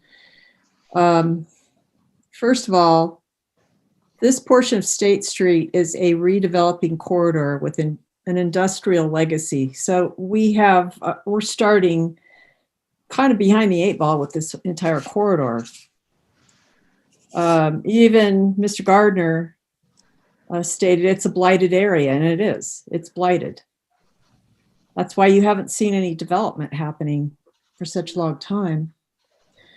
And beyond that, the actual sites that are available for development are constrained. They're between State Street and a railroad corridor and industrial area that's unincorporated. I think that Mr. Gardner knows his market, or he wouldn't be proposing this project and working on it for the past year with city staff and his other consultants to get to the point he's at now. And I think his plan is accurately showing what he believes the market will support. In terms of zoning, both the general plan and the general plan calls for mixed use, which this could be. MDR fits within that category, and it also fits with the neighborhood plan and what the neighborhood envisioned for this corridor. This particular site is not suitable to single family detached housing. It's just not a desirable location squeezed in between a charter school and State Street and a railroad. So I think this is entirely appropriate. The neighborhood chair's in support.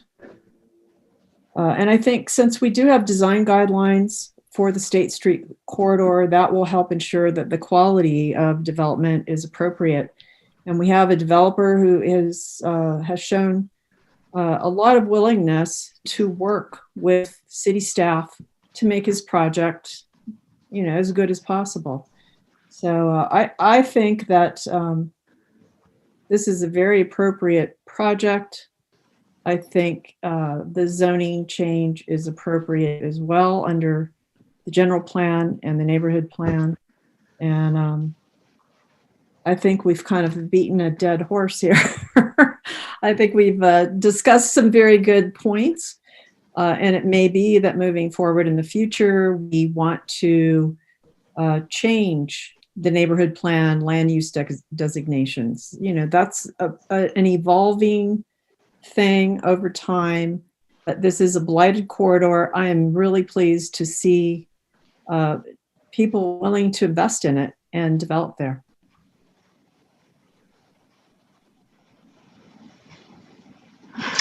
Okay, thank you. Commissioner Gonzalez. Yeah, this might be more of a venting comment, I guess.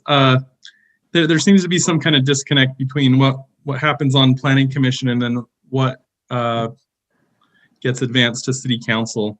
And there's some other projects that went before us for some, I think it was some townhomes along in the River Bottoms area off University Avenue. And I think it passed our commission with maybe two opposing votes. And then at City Council, I think it lost like 1-6 or something like that, 1-7. My point being, there's just this disconnect between what we have this vision for the city is how we want it to develop and getting a diverse housing mix and maintaining vibrant commercial areas. But when it comes down to it, there seems to be some actual political reluctance on the part of City Council to implement our recommendations. And I can see us approving this here, and maybe it gets shot down at some other stage. I don't know if this is a one that's going before the City Council or not, but this is more just a venting comment. Thanks. Thank you. I certainly appreciate that thought. Commissioner Jones. Yeah, I actually just wanted to echo a lot of Commissioner Jensen's statements. I think this is fine. I think it's maybe not perfect, but the neighborhood is on board. It's in keeping with the zoning plans. I also wanted to echo staff's sentiment that a lot of people, speaking as a single woman in her late 20s, our generation really is on board with this idea of apartments. And although we may one day want to move to a single family home, like I'd appreciate other options until that time. And I think that this development is fulfilling that need. The developer himself mentioned this idea that we need more quote, quote, entry level homes for people who are new to the buying market. And I agree with that. And so even though there are things about this project that maybe are less than ideal, I think overall it's fitting a lot of the needs for the area.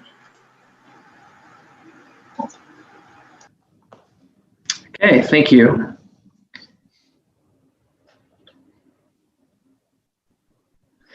Looking for raised hands. Commissioner Jensen. Lisa Jensen. Me.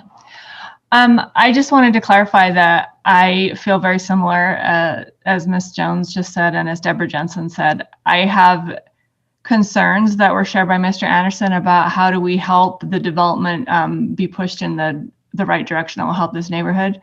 But this area is in need of something that will clean it up. And I honestly, in light of training we've received, we really don't have any right to say this doesn't fit here. It really complies with all the standards that we set before him. And if we decide that the other zoning that's there isn't being used as it's zoned, or is probably not going to be used as zoned, I don't have any reason to vote against the project. My number one concern is the ingress and egress for left turns. I think we're going to see a big problem with that if we don't have a light at 1640.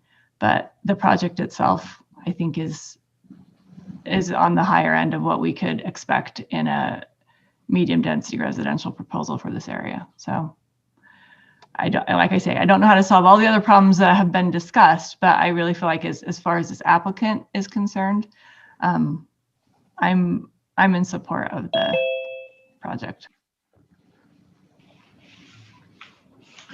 Thank you, Commissioner Urquiaga.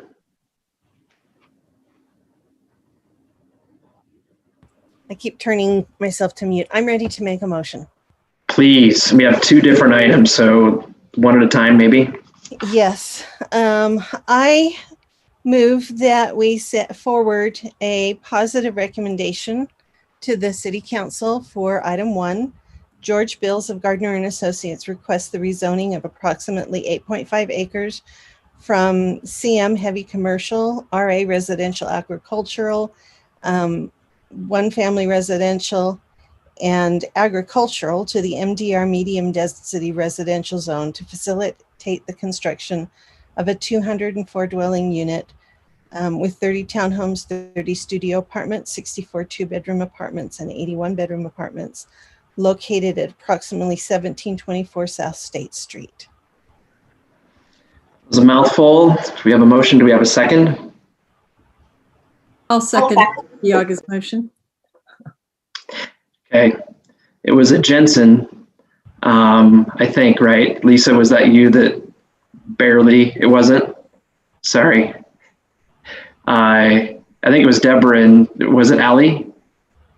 Okay, Deborah, I think Allie had you by just a split second. So we have a second by Commissioner Jones. Any discussion on the motion?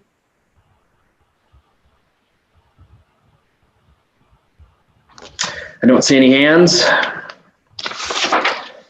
So we'll take it from the top. Commissioner Jones. Aye. Commissioner Deborah Jensen. Aye. Commissioner Lisa Jensen. Aye. Commissioner Gonzalez. Aye. Commissioner Urquiaga. Aye. Commissioner Henry. Aye. Commissioner Knutson.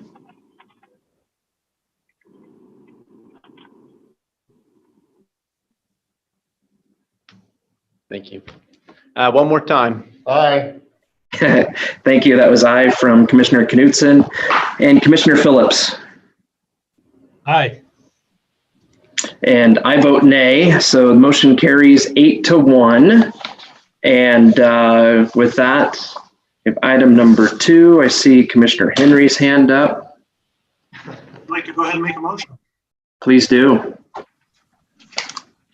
I motion we approve item number 2. George Bills of Gardner and Associates requests concept plan approval for 204 dwelling units on 8.5 acres located at approximately 1724 South State Street in a proposed medium density residential MDR zone, Spring Creek neighborhood.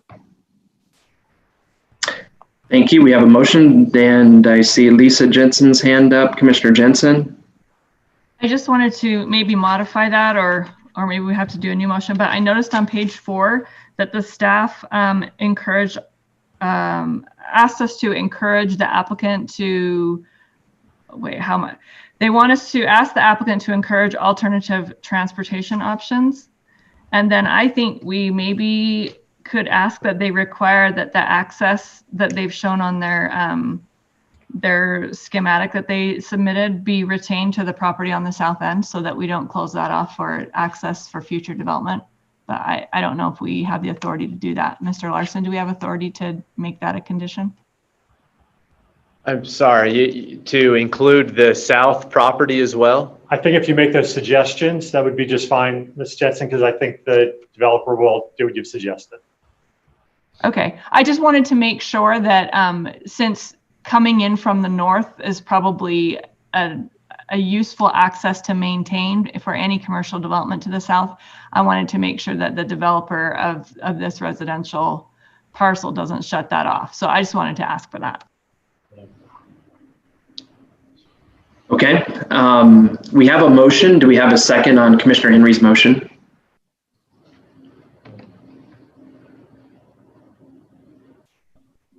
I guess if those are just suggestions that we're making, then I can second his motion as it is. Okay, so we have a motion and a second. So now relative to what Commissioner Jensen said, Commissioner Henry, do you want to make any amendments to your motion, anything to that effect, or is there any other discussion that the commission wants to have on the motion? Commissioner Jensen, it seemed like you had two items in that, in your proposed amendment. Do you want to go through that one more time? I was just saying that in light of the staff saying that those are just recommendations and not conditions of approval, I don't know if it needs to be part of our motion. So maybe someone needs to tell me if we need to amend it. I didn't see a reason to as well. So I think I'll keep my motion as it stands. Okay. Any other discussion on the motion?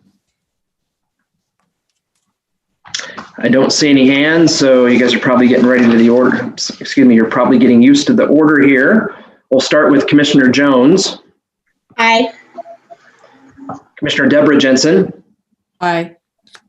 Commissioner Lisa Jensen. Aye. Commissioner Gonzalez. Aye.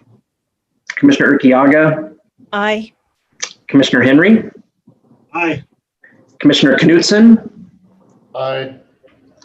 And Commissioner Phillips. Aye. Okay.